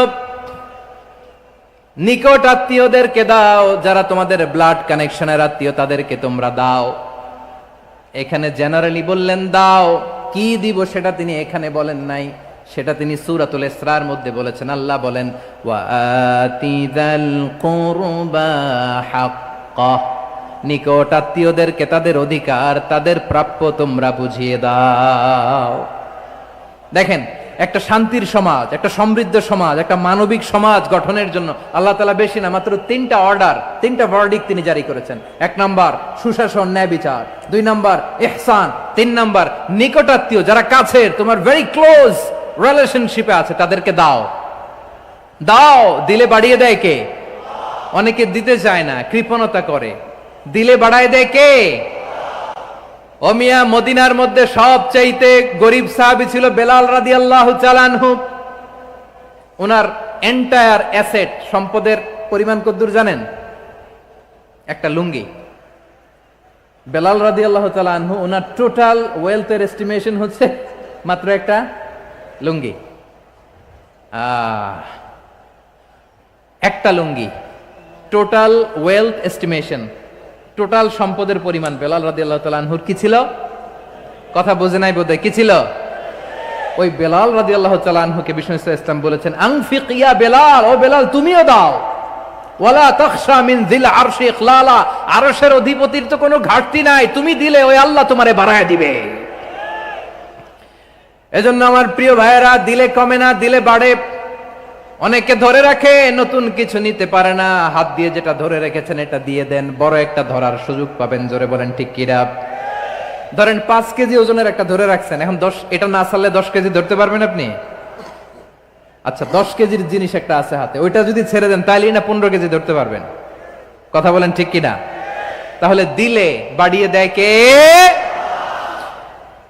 রব্বুল আলামিন বললেন 3 নাম্বার আদেশ হলো তোমাদের প্রতি, সমাজটারে কেমন করে মানবিক সমাজ, সুন্দর সমাজ গড়বা। 3 নাম্বার আদেশ হলো ওয়া আতিদাল কুরবা হাক্কা, নিকটাত্মীয়দেরকে তাদের প্রাপ্য বুঝিয়ে দাও। এই নিকটাত্মীয়দেরকে তাদের অধিকার বুঝিয়ে দেওয়া, প্রাপ্য বুঝিয়ে দেওয়াতে আমাদের গাফলতি আছে না নাই? চট্টগ্রামে নাই? মাশাআল্লাহ আছে, আছে। অনেকে দেখবেন অনেক আল্লাহওয়ালা তাহাজ্জুদ গুজার, সেজদা দিতে দিতে কপালে কালো দাগ ফেলে দিছে, সে তার বোনের হকটা আদায় করে নাই। আছে না নাই? হ্যাঁ, এখানেও আছে। সর্বনাশ। অনেক বড় হাজী সাহেব, বিশাল লম্বা দাড়ি, ছেলেরে সব দিয়ে দিছে, মেয়েরে কিছু দেয় নাই, মেয়ের হক আদায় করে নাই। আছে না নাই? এই হাজী সাহেবেরা, এই আল্লাহওয়ালারা কিয়ামতের ময়দানে আটকে যাবে। আপনি অন্যের অধিকার নষ্ট করেছেন, তাদের রাইটস কে ভায়োলেট করেছেন। এজন্য আল্লাহ তাআলা বলেন, কারো অধিকার যদি কেউ নষ্ট করে, ওই সমাজটা মানবিক সমাজ কঠিনকালেও হতে পারে না। এজন্য 3 নম্বর আল্লাহ বললেন ওয়া ইতা ইদিল কুরবা, নিকটাত্মীয়দেরকে দাও। কি দিবা? তাদের অধিকার দিয়ে দাও। বোনের অধিকার বুঝিয়ে দাও, মেয়ের অধিকার বুঝিয়ে দাও, ফুফুর অধিকার বুঝিয়ে দাও। দেখবেন অনেক মায়েরা ছেলের পাতে মুরগির রান দেয়, মেয়ের পাতে দেয় মুরগির ঠ্যাং। এরকম আছে না নাই? ছেলেরা কি দেয়? মুরগির। মেয়ের পাতে কি দেয়? তো মেয়ের কি মুরগির রান খেতে মনে চায় না? মনে চায় না? এমনটা করা যাবে না। নিকটাত্মীয়দেরকে অধিকার দিয়ে দাও, নিকটাত্মীয়ের সাথে সুসম্পর্ক রাখো। আদেশটা কার? এজন্য প্রিয় ভাইয়েরা, জীবনে যদি বারাকা অর্জন করতে চান, নিকটাত্মীয়দের সাথে সুসম্পর্ক রাখতে হবে, তাদের জন্য উপহার পাঠাতে হবে। বিশ্বনবী বলেন লা ইয়াদখুলুল জান্নাতা কাতে, যে ব্যক্তি আত্মীয়তার সম্পর্ককে ছিন্ন করে দেয়, সে কশিনকালেও আল্লাহর জান্নাতে ঢুকবে না। আপনি কি এটারে সহজ হাদিস মনে করছেন? এটা সহজ কথা? আপনি ভাবছেন আপনার নামাজ আপনারে বাঁচাতে পারবে, আপনার রোজা বাঁচাতে পারবে, আপনার তাহাজ্জুদ আপনারে বাঁচাতে পারবে? অধিকার নষ্ট করলে কিছুই আপনারে বাঁচাতে পারবে না। এজন্য নিকট আত্মীয়দেরকে দিতে হবে বেশি বেশি। বিশ্বনবী বলেন ইন্না সাদাকাতা আলাল মিসকিনি সাদাকা ওয়া আলা যির রাহিমি ইসনাতান সাদাকাতুন ওয়া সিলা। মিসকিন রে দান করলে শুধু দানের সওয়াব হয়, নিকট আত্মীয়কে দান করলে 2টার সওয়াব হয়।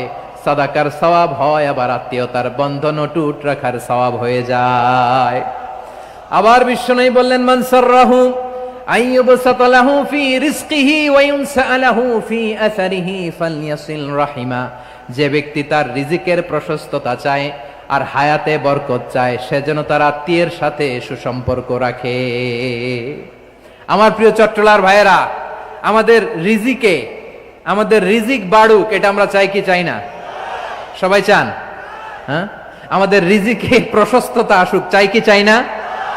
আমাদের হায়াতে বরকত আসুক, আমরা চাই কি চাই না? এই 2টা যদি চান, তাহলে নিকটাত্মীয়দের সাথে সুসম্পর্ক রাখবেন। পারবেন? তাহলে সমাজটারে মানবিক সমাজ বানায় দিবে কে? 3টা আদেশ চলে গেল। কয়টা? আওয়াজ করে বলেন। 1 নম্বরে কি ছিল? 2 নম্বরে, 3 নম্বরে নিকটাত্মীয়দেরকে দান। আপনাদেরকে আরো শোনার আগ্রহ আছে? আপনাদের মনোযোগ আছে না গেছে? কষ্ট হচ্ছে না? মাশাআল্লাহ, মাশাআল্লাহ। তাকবীর পড়ুন, লিল্লাহি তাকবীর।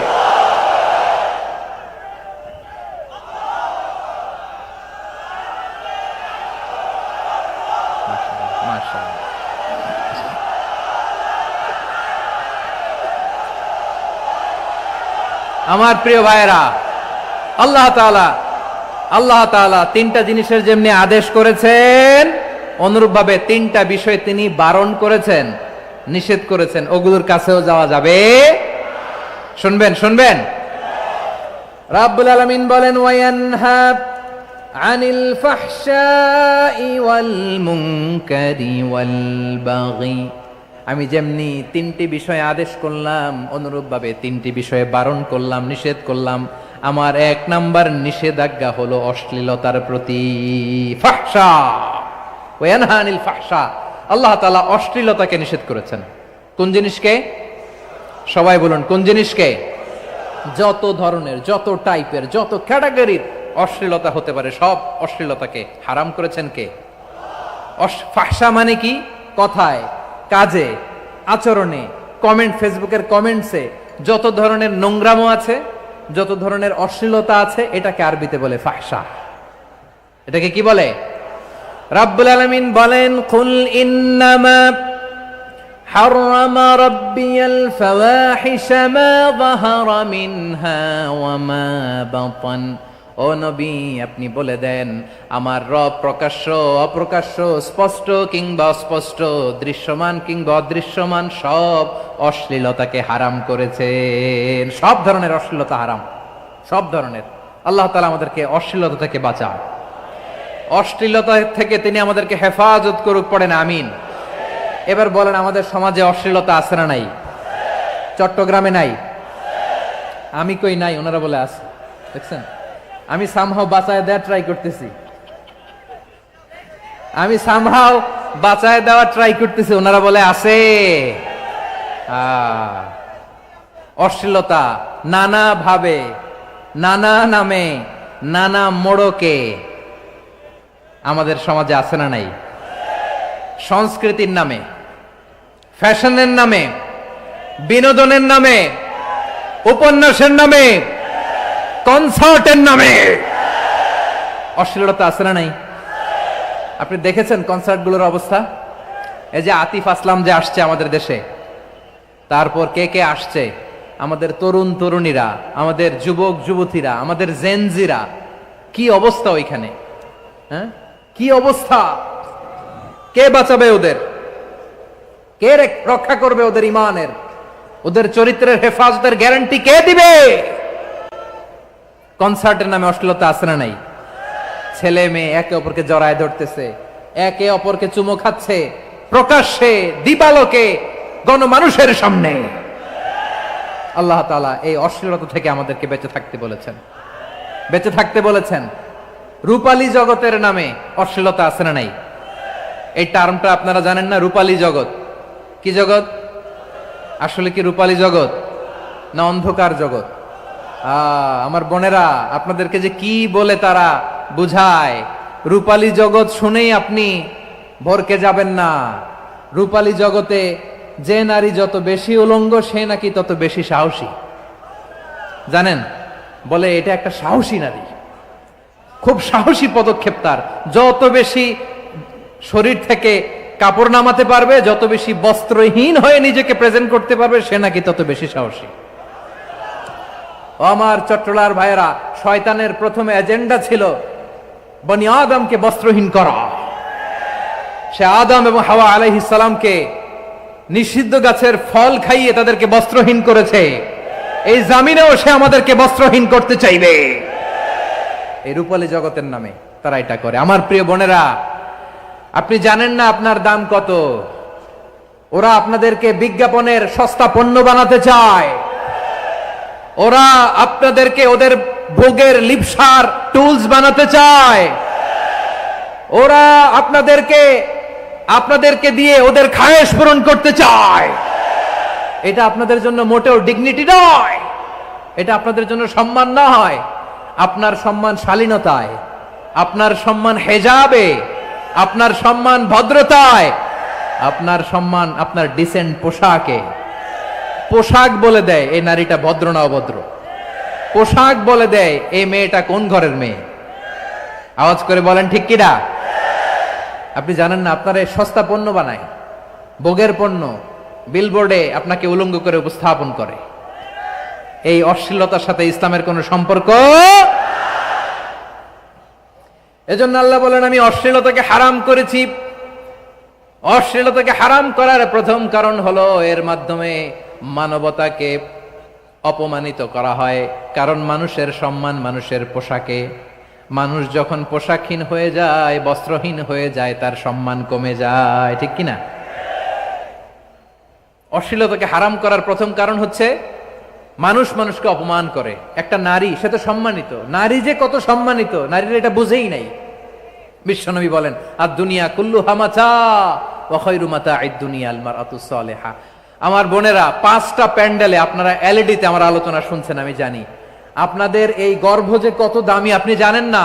আপনার পেট থেকেই আসবে আগামী দিনের সালাহুদ্দিন আল আইয়ুবী।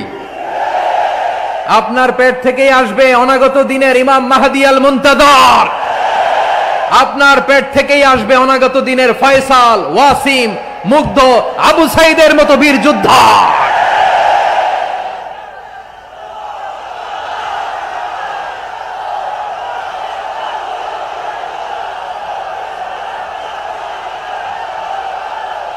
আমার বোনের ওজন খেয়াল করেন, আর দুনিয়া কুল্লুহা মাতা ওয়া খায়রু মাতা'আদ দুনিয়া আল মারআতুস সালিহা।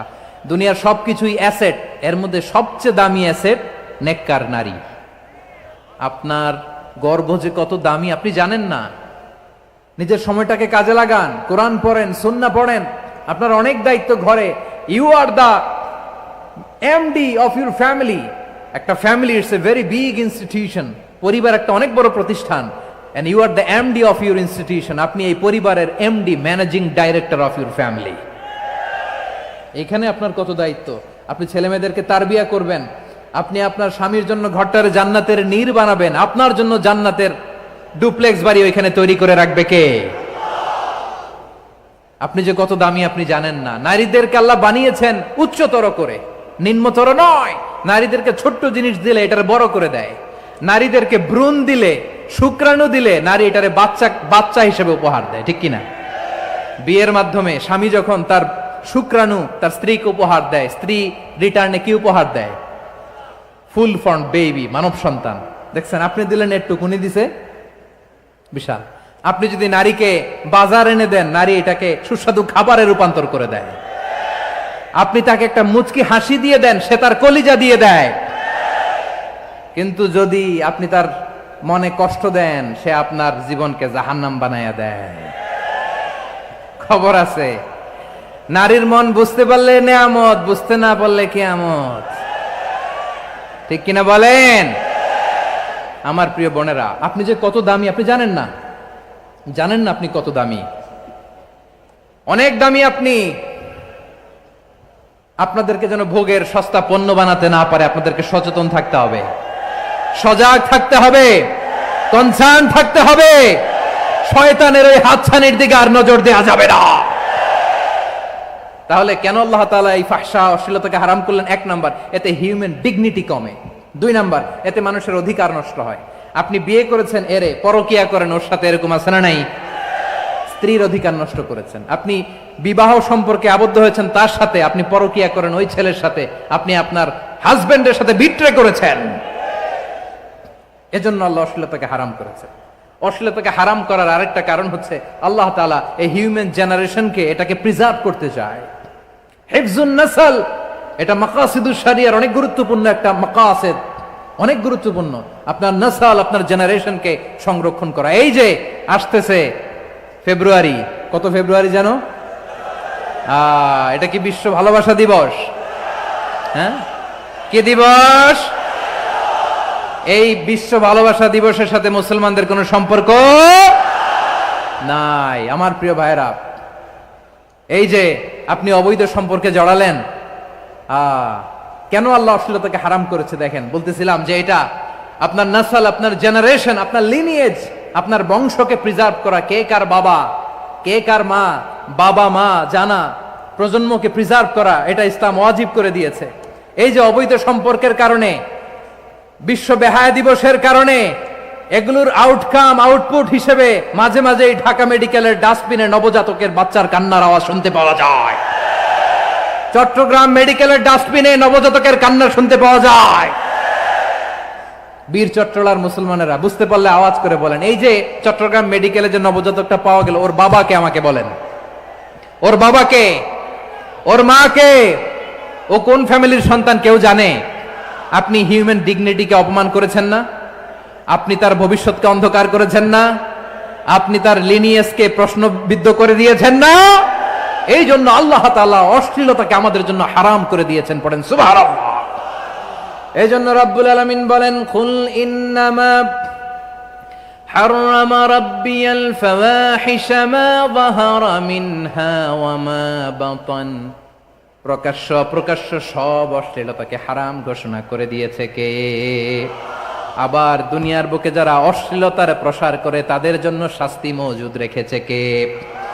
রব্বুল আলামিন বলেন, ইন্নাল্লাযীনা ইউহিব্বুনা আন তাশিআল ফাহিশাতু ফিল্লাযীনা আমানু লাহুম আযাবুন আলীমুন ফিদ দুনিয়া ওয়াল আখিরাতি ওয়াল্লাহু ইয়ালামু ওয়া আনতুম লা তা'লামুন। নিশ্চয়ই যারা বিশ্বাসীদের মাঝে অশ্লীলতার প্রচার প্রসার করতে চায় তাদের জন্য আমি মর্মন্তুদ শাস্তি প্রস্তুত করে রেখেছি, দুনিয়াতেও রেখেছি, আখিরাতেও রেখেছি। ঘোষণাটা কার? যারাই নাটকের নামে, সিনেমার নামে, রূপালী জগতের নামে, মুভির নামে, ওটিটি প্ল্যাটফর্মের নামে আমার সমাজে অশ্লীলতা ছড়াতে চায় তাদের জন্য কঠিন মর্মন্তুদ শাস্তি মজুদ রেখে দিয়েছে কে? ও আমার বোনেরা, এখনো আপনি জাগবেন না? এখনো আপনার চিন্তার দুয়ারে এখনো নাড়া পড়ে নাই? ওরা আপনাকে উলঙ্গ বানাতে চায়, ওরা আপনাকে আইটেম গার্ল বানাতে চায়। এজন্য ইসলাম অশ্লীলতাকে হারাম করেছে। হারাম। ইসলাম বলেছে যোজন যোজন দূরে থাকো, ওরা বলে না কাছে আসো, কাছে আসার গল্প, ক্লোজ আপ ওয়ান, কাছে আসার গল্প আছে না নাই? চট্টগ্রামে তো এগুলো নাই মাশাআল্লাহ। হ্যাঁ, এখানেও আছে ক্লোজ আপ ওয়ান, কাছে আসার গল্প। আল্লাহ বলেন ওয়ালা তাকরাবুজ জিনা, কাছেও এসো না, জিনা থেকে যোজন যোজন কিলো দূরে থাকো, ওরা বলে কাছে আসার গল্প।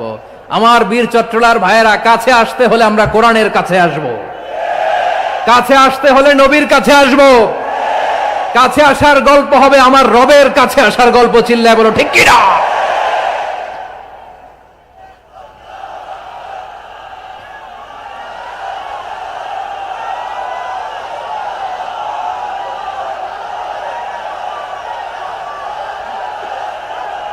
বসুন বসুন আমার ভাইয়েরা। তাহলে অশ্লীলতার সাথে আমাদের কোনো সম্পর্ক? সবাই বলতে পারেননি, আওয়াজ করে বলুন, অশ্লীলতার সাথে আমাদের কোনো সম্পর্ক? আমরা এই সমস্ত ক্লোজ আপ ওয়ান, কাছে আসার গল্পের প্রোগ্রামে যাব? আমরা কোন ধরনের অশ্লীল কন্টেন্ট সোশ্যাল মিডিয়ায়, টিভিতে দেখব? কি যুগ যে আমরা কাটাচ্ছি আপনি কল্পনা করতে পারবেন না। আমি যুক্তরাষ্ট্রে ছিলাম অনেকদিন, কয়েক মাস, বিভিন্ন স্টেটে ঘুরেছি। গার্ডিয়ানরা উদ্বিগ্ন, ছেলে মেয়েদেরকে, ছোট্ট ছেলে মেয়ে, ওদেরকে জিজ্ঞেস করে তুমি how do you feel right now inside yourself, তুমি ভিতরে ভিতরে কেমন ফিল করো, তোমার কি ছেলে ছেলে লাগে না মেয়ে মেয়ে লাগে? আচ্ছা বলেন, এই ছোট্ট বাচ্চাটাও কি এগুলো জেন্ডার অ্যাসাইনমেন্ট বলতে এগুলো কিছু বুঝে? এইভাবে মিসগাইড করা হচ্ছে। কৌতূহল বশত ছোট্ট ছেলে যদি বলে আমার তো মেয়ে মেয়ে লাগে, তখন বলে যে না তুমি মেয়ে, ছেলে না। মা বাবা বাধা দিলে ওকে আলাদা গভর্নমেন্ট হাউসে নিয়ে যায়। ভয়ঙ্করতম অবস্থা। আমরা একটা সময়ে শুনতাম যে হুজুর আমার ছেলেটা খুব ভালো, হাফেজে কোরআন, আল্লাহওয়ালা। হুজুর আমার ছেলে দাড়ি রাখছে, আল্লাহওয়ালা। হুজুর আমার ছেলে 5 ওয়াক্ত সালাত জামাতের সাথে পড়ে, তার মানে আল্লাহওয়ালা। পশ্চিমে যে আমি কি শুনছি জানেন? ওরা বলে হুজুর আমার ছেলেটা ইউনিভার্সিটির একটা মেয়ের সাথে প্রেম করে, ও খুব আল্লাহওয়ালা, হুজুর দোয়া করবেন। এর কারণ ওদের কাছে আল্লাহওয়ালার ক্রাইটেরিয়া হচ্ছে হুজুর আমার ছেলেটা আরেক ছেলের পছন্দ করে নাই, আমার মেয়েটা আরেক মেয়েকে ভালোবাসে নাই, এজন্য আমার ছেলেটা আল্লাহওয়ালা, হুজুর ওর জন্য একটু দোয়া করে দিয়েন। কি চ্যালেঞ্জ ওরা ফেস করতেছে। ওনার ছেলে যে আরেক ছেলেরে বিয়ে করবে না, এটাতেই উনি খুশি যে আলহামদুলিল্লাহ আমার ছেলেটা একটা মেয়েরে ভালোবাসে, আমার মেয়েটা একটা ছেলেরে ভালোবাসে, মানে এটা খুব আল্লাহওয়ালা। নাউজুবিল্লাহ পড়তে পারলেন না? এজন্য অশ্লীলতার সাথে আমাদের কোনো সম্পর্ক। রাব্বুল আলামিন বলেন ওয়ায়ানহা আনিল ফাহশাই ওয়াল মুনকারি ওয়াল বাগি, তিনটা জিনিসকে আমি নিষিদ্ধ করলাম। এক নাম্বার হলো ফাহশা, অশ্লীলতা। দুই নম্বরে হলো মুনকার, সমস্ত মন্দ কাজ। আপনাদের মনোযোগ আছে না? শেষ করে দিব? আর 2-1 মিনিট শুনবেন? আচ্ছা বলি তাহলে, আর 2-1 মিনিট। তাহলে নিষেধাজ্ঞা জারি করেছেন তিনটা জিনিসের উপর। এক নাম্বার কি? ফাহশা, অশ্লীলতা। 2 নাম্বার মুনকার। মুনকার মানে হচ্ছে যত মন্দ কাজ, খারাপ কাজ, বাজে কাজ, এটার বলে মুনকার। এটার কি বলে? আপনারা পড়ছেন না, তা'মুরুনা বিল মা'রুফি ওয়া তানহাউনা আনিল মুনকার। ভালো কাজের আদেশ, সৎ কাজের আদেশ, অসৎ কাজের নিষেধ। মুনকার, মুনকার হচ্ছে মানুষের স্বাভাবিক বিবেক বোধ যেটাকে খারাপ বলে, ওইটাই মুনকার। পৃথিবীর সব আসমানি গ্রন্থ যেটাকে খারাপ বলেছে, মানুষের স্বাভাবিক বিবেক বোধ যেটাকে খারাপ বলেছে, এগুলো সব মুনকার। যেমন ইফটিজিং, এটা কি ভালো না খারাপ? মজুদদারি, খাদ্যে ভেজাল দেওয়া, ওজনে কম দেওয়া, মাছে ফরমালিন মিশানো, চাঁদাবাজি, টেন্ডারবাজি, দখলবাজি, এগুলো আমাদের স্বাভাবিক বিবেকেই বলে এগুলো খারাপ, এগুলো হচ্ছে মুনকার।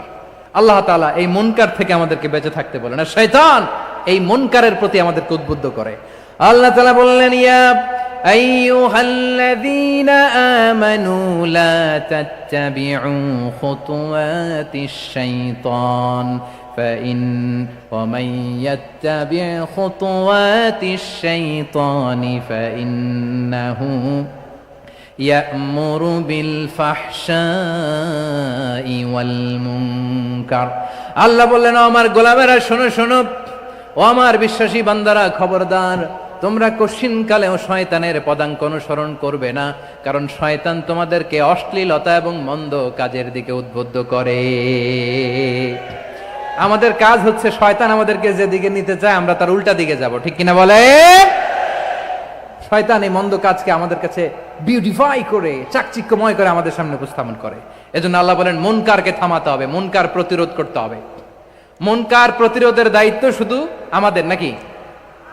শুধু আপনার খতিব সাহেবের, ইমাম সাহেবের, নাকি মুসলিম উম্মার সবার? আওয়াজ করে বলুন, মুনকার, অসৎ কাজ প্রতিরোধের দায়িত্ব কার? রাব্বুল আলামিন বলেন, কুনতুম খায়রা উম্মাতিন উখরিজাত লিন-নাসি তা'মুরুনা বিল মা'রুফি ওয়া তানহাউনা আনিল মুনকার। তোমাদেরকে শ্রেষ্ঠ জাতি করে জমিনের মধ্যে আবির্ভূত করা হয়েছে, যাতে করে তোমরা জমিনের ভেতরে সৎ কাজের আদেশ করতে পারো আর অসৎ কাজের নিষেধ করতে পারো। উম্মাহ, কুনতুম খায়রা, তাহলে গোটা উম্মার দায়িত্ব, এটা বুঝতে পারছেন তো? আচ্ছা, আরো নিচে আসেন। এরপরে আল্লাহ বললেন, শুধু উম্মাহ না, এই জমিনের রাজত্ব আমি যাদের হাতে দেই, এই জমিনের মালিক আমি যাদেরকে বানিয়ে দেই, যাদেরকে আমি সরকারের দায়িত্ব দেই, তাদেরকেও মুনকার প্রতিরোধের দায়িত্ব দিয়েছে কে? আল্লাহ বলেন, যারা ক্ষমতার মসনদে বসেছে তাদেরকে 4 দফা কর্মসূচি আমি আল্লাহ দিলাম। আওয়াজ করে বলেন, কয় দফা? আল্লাহ বলেন, আল্লাযীনা ইম্মাক্কান্নাহুম ফিল আরদি আকামুস সালাতা ওয়া আতাউয যাকাতা ওয়া আমারু বিল মা'রুফি ওয়া নাহাউ আনিল মুনকার ওয়ালিল্লাহি আকিবাতুল উমুর। যারা এই জমিনের উত্তরাধিকার হয়েছে তারা 4 দফা কর্মসূচি নিয়ে সামনে আগাবা। সালাত কায়েম করবা, যাকাত আদায় করবা, সৎ কাজের আদেশ দিবা, অসৎ কাজ থেকে মুনকার প্রতিরোধ করবা। আদেশটা কার? আমার প্রিয় চট্টলার ভাইরা, পুরো উম্মার দায়িত্ব মুনকার প্রতিরোধ করা, সরকার প্রধানের দায়িত্ব মুনকার প্রতিরোধ করা। এরপর আল্লাহ বলেন, প্রতিটা ফ্যামিলির যিনি প্রধান সিইও বাবা, প্রত্যেক বাবারও দায়িত্ব এই মুনকার প্রতিরোধ করা। আওয়াজ করে বলেন ঠিক কিনা? যেমনটি সাইয়েদনা লুকমান আলাইহিস সালাম ওনার কলিজার টুকরা সন্তানকে আদেশ করেছেন, ইয়া বুনাইয়া আকিমিস সালাতা ওয়া'মুর বিল মা'রুফি ওয়ানহা আনিল মুনকার। পড়েন সুবহানাল্লাহ। বাবা ছেলেকে সবক দিচ্ছে।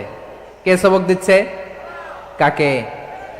লুকমান আলাইহিস সালাম ছেলেকে বলতেছে, ওরে আমার কলিজার টুকরা সন্তান, ওরে আমার বাছা, নামাজ কায়েম করবা, সৎ কাজের আদেশ দিবা, আর মুনকার প্রতিরোধ করবা, অসৎ কাজ সমাজ থেকে খারাপ কাজকে ঝেঁটে বিদায় করে দিবা। তাহলে দেখেন আমি স্টেপ বাই স্টেপ নামলাম। পুরা উম্মার দায়িত্ব, জমিনের উত্তরাধিকারী আল্লাহ যাদেরকে বানিয়েছেন সরকার, তাদের দায়িত্ব, প্রতিটি ফ্যামিলির প্রধানের দায়িত্ব, এরপরে বিশ্বনবী বলেন সচেতন প্রতিটি মুসলিমের দায়িত্ব সমাজ থেকে মুনকারকে উৎখাত করা। বিশ্বনবী বলেছেন মান রাআ মিনকুম মুনকারান ফালিয়ুগাইয়িরহু বিয়াদিহি ফাইন লাম ইয়াস্তাতি ফাবিলিসানিহি ওয়া ইন লাম ইয়াস্তাতি ফাবিকলবিহি ওয়া যালিকা আযআফুল ঈমান। সমাজে যে মুনকার দেখবে, খারাপ কাজ দেখবে, সে যেন হাত দিয়ে সেটাকে থামায়। কি দিয়ে? আপনাদের তো হাত নাই না? হাত আছে, হাত আছে। ওরা যেই হাত দিয়ে অন্যায় করে ওইটা প্রতিরোধের জন্য আমাদেরও হাত আছে না নাই? থামাতে হবে, থামাতে হবে।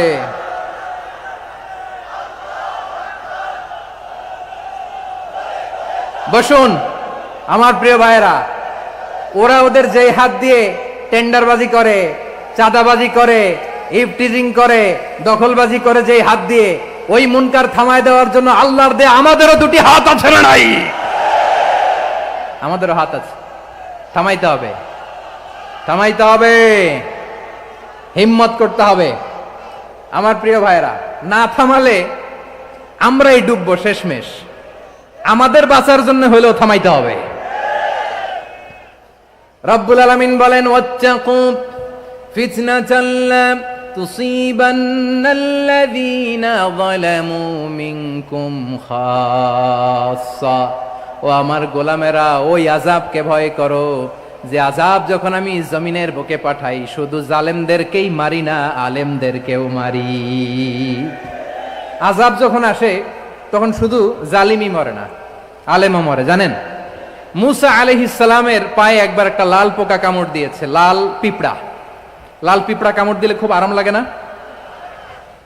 কি লাগে? হ্যাঁ, জলে না? লাল একটা পিঁপড়া কামড় দিছে, তো উনি রেগে মেগে পাশি দেখে লাল পিঁপড়ার বাসা, পা দিয়ে ডলে মুছে সবগুলো পিঁপড়া মেরে ফেলছে। এই ঘটনাটা আল্লাহ ঘটিয়েছেন এজন্য মুসা আলাইহিস সালাম ছিলেন কালিমুল্লাহ, সরাসরি আল্লাহর সাথে কথা বলতেন। তিনি আল্লাহকে জিজ্ঞেস করেছিলেন, আল্লাহ তুমি যখন কোন জনপদে আযাব পাঠাও, শাস্তি দাও, ওখানকার শুধু জালেমরাই তো মরে না, ভালো মানুষগুলাও মরে, তো আযাব দিবা মুশরিকদের উপর দিবা, অবাধ্যদের উপর দিবা, ভালো মানুষগুলারে মারো কেন? আল্লাহ বললেন, মুসা তোমার যে কামড় দিছিল পায়ের মধ্যে পিঁপড়া, কয়টা পিঁপড়া? জোরে বলেন। একটা পিঁপড়া, সবগুলারে মারলা কেন? রেগে মেগে পুরো পিঁপড়ার বাসা ভেঙে মেসাকার করলা কেন? এই মুসা, আমি যখন অ্যাকশনে যাই, আমি যখন শাস্তি দেই, তখন এত বাস বিচার করা হয় না, বাস বিচার করা যায় না। যখন অ্যাকশনে যাওয়া হয় ওইটা ডাইরেক্ট অ্যাকশন হয়ে যায়। চিল্লায় বলো ঠিক কি না? এজন্য আমাদের বাঁচার জন্য হলেও এই পাপ থামাতে হবে, এই শয়তানের অট্টহাসি থামাতে হবে, অন্যায় অপরাধ সমাজ থেকে আমাদের থামাতে হবে। কারণ আযাব আসলে ওরাও মরবে, আমরাও মরব। একটা জাহাজ 2 তলা, আপনি আছেন 2য় তলায়, শুনতেছেন? শুনতেছেন? জাহাজ কয় তলা? আপনি কোন তলায়? 2য় তলায়। নিচের তলার কিছু লোক জাহাজের তলা ছিদ্র করতে আরম্ভ করছে। কি ছিদ্র করতেছে? আচ্ছা, জাহাজের তলা ছিদ্র করলে তলা দিয়ে কি ঢুকে? এখন আপনি যদি বলেন আমার কি, আমি তো 2 তলায়, আমার কি, আমি তো সেফ, আমি ইন দ্য সেফ জোন, আমি তো ভালো আছি, আমি তো ভালো আছি। আসলে কি শুধু ওরা মরবে নাকি তলা ফুটো হলে আপনারও শরীর সমাধি হবে?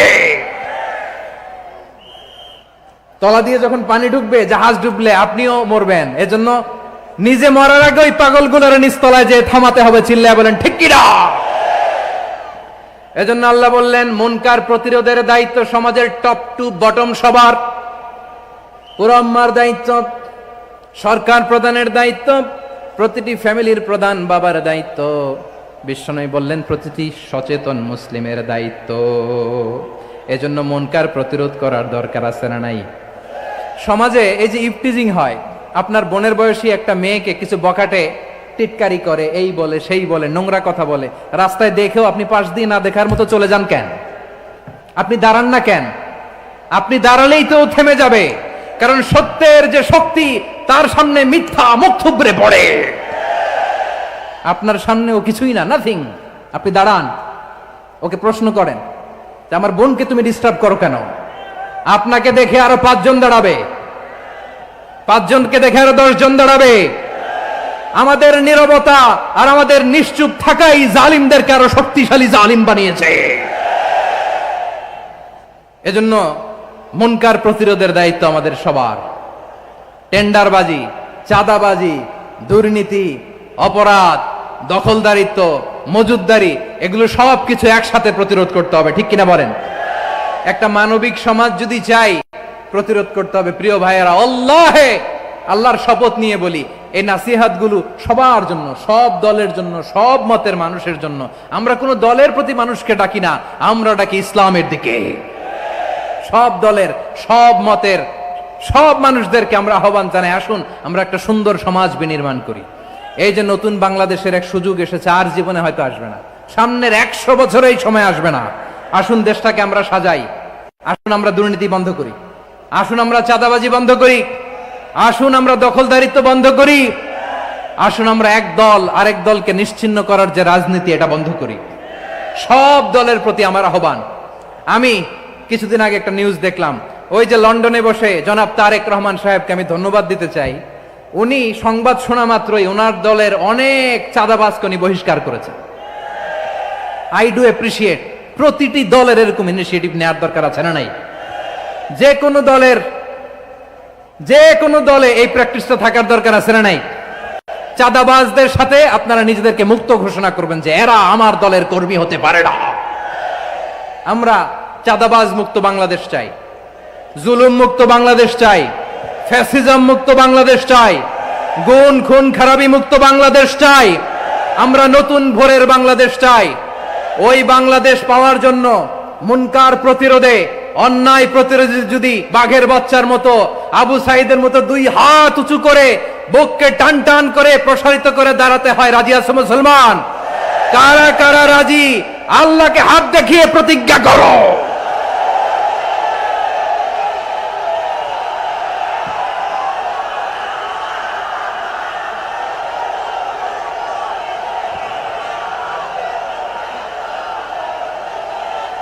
আমার প্রিয় ভাইয়েরা, বসুন বসুন আমার ভাইয়েরা।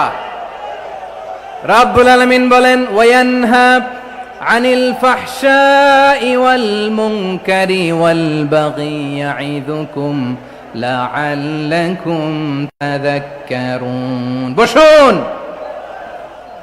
আল্লাহ বললেন, আমি অশ্লীলতাকে নিষেধ করি, আমি সব ধরনের মন্দ কাজকে নিষিদ্ধ করি, সব শেষে আমি সীমা লঙ্ঘনকে তোমাদের জন্য নিষিদ্ধ করি। আলোচনা মনে আছে তো? না ভুলে গেছেন? নিষিদ্ধ করেছেন কয়টা জিনিস? 1 নম্বরে অশ্লীলতা, 2 নম্বরে মুনকার তথা সব মন্দ কাজ, 3 নম্বরে আল বাগি, সীমা লঙ্ঘন, ক্রসিং দ্য লিমিট। সীমা লঙ্ঘন করা ভালো না। We all should know our limits. চিল্লায় বলেন ঠিক কিনা? একই আয়াতে আল্লাহ বললেন, কুল ইন্নামা হাররামা রাব্বিয়াল ফাওয়াহিশা মা যাহারা মিনহা ওয়া মা বাতানা ওয়াল ইসমা ওয়াল বাগিয়া বিগাইরিল হক। অন্যায় ভাবে যে অবাধ্য হয়, যে সীমা লঙ্ঘন করে, তাদেরকেও আমি এটা হারাম করে দিলাম।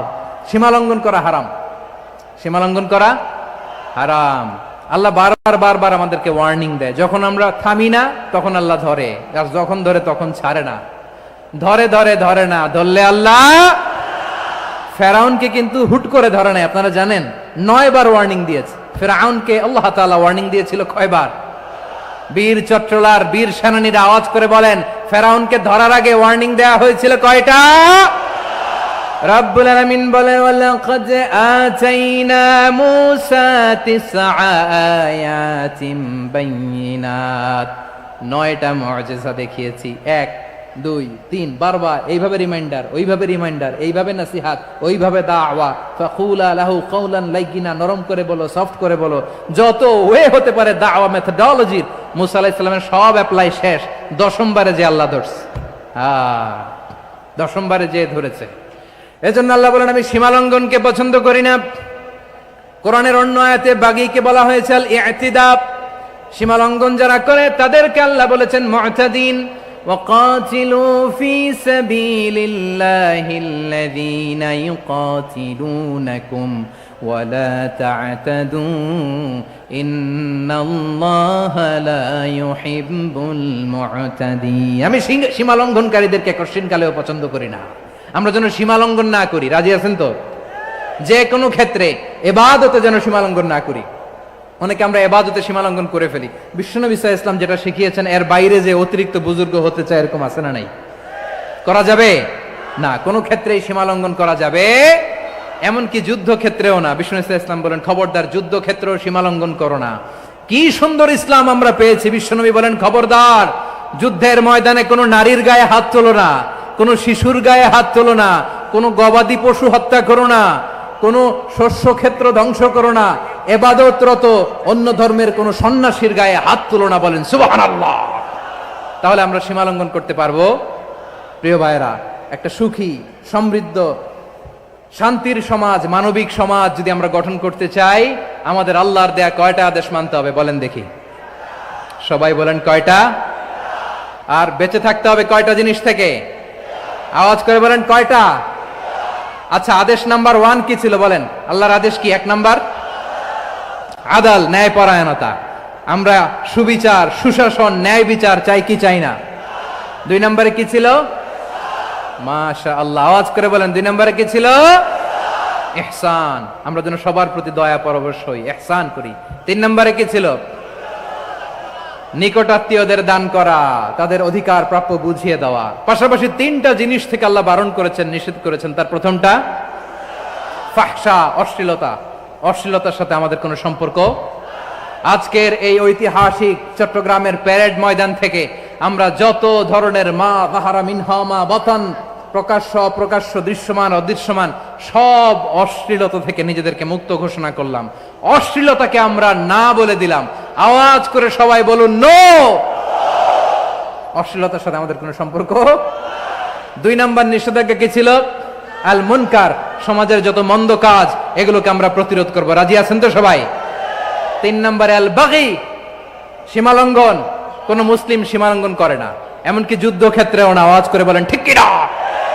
রাব্বুল আলামিন শেষে বললেন ইয়াইদুকুম লাআল্লাকুম তাযাক্কারুন। আল্লাহ তোমাদেরকে উপদেশ দেন যাতে তোমরা শিক্ষা গ্রহণ করো। আমরা উপদেশ দিব, আমরা জোর করে কাউরে কিছু মানাতে চাই না। লা ইকরাহা ফিদ্দিন ওয়া যাক্কির ফা ইন্না যিকরা তানফাউল মুমিনিন। উপদেশ দিলে এটা মুমিনদের কাজে দেয়। লাস্তা আলাইহিম বিমুসাইতির ইন্নামা আনতা মুযাক্কির। নবী হে, আপনি রিমাইন্ডার দাতা, আপনি উপদেশ দিবেন। আমরাও বিশ্বনবীর এই হাদিসগুলো থেকে, কোরআনের আয়াত থেকে রিমাইন্ডার, এই কথামালা, বাণী বাহক হিসেবে এই বাণীগুলো আপনাদের সাথে কাছে পৌঁছে দিলাম। আমরা আল্লাহ তাআলার কাছে প্রার্থনা করি, আল্লাহ আমরা যেন আদল দিয়ে আমাদের সমাজকে গঠন করতে পারি। আল্লাহ আমরা যেন ইহসান করতে পারি, আমরা যেন নিকটাত্মীয়দের দান করতে পারি। আল্লাহ যত ধরনের অশ্লীলতা, অনাচার, মন্দ কাজ, সীমালঙ্ঘন, অবদ্ধতা থেকে যেন আমরা বেঁচে থাকতে পারি। আল্লাহ তাআলা আমাদের সবাইকে কথাগুলো বোঝার ও আমল করার তৌফিক দান করুক। হাযা মা ইনদি ওয়াল ইলমু ইনদাল্লাহ আলাইহি তাওয়াক্কালতু ওয়া ইলাইহি উনীব।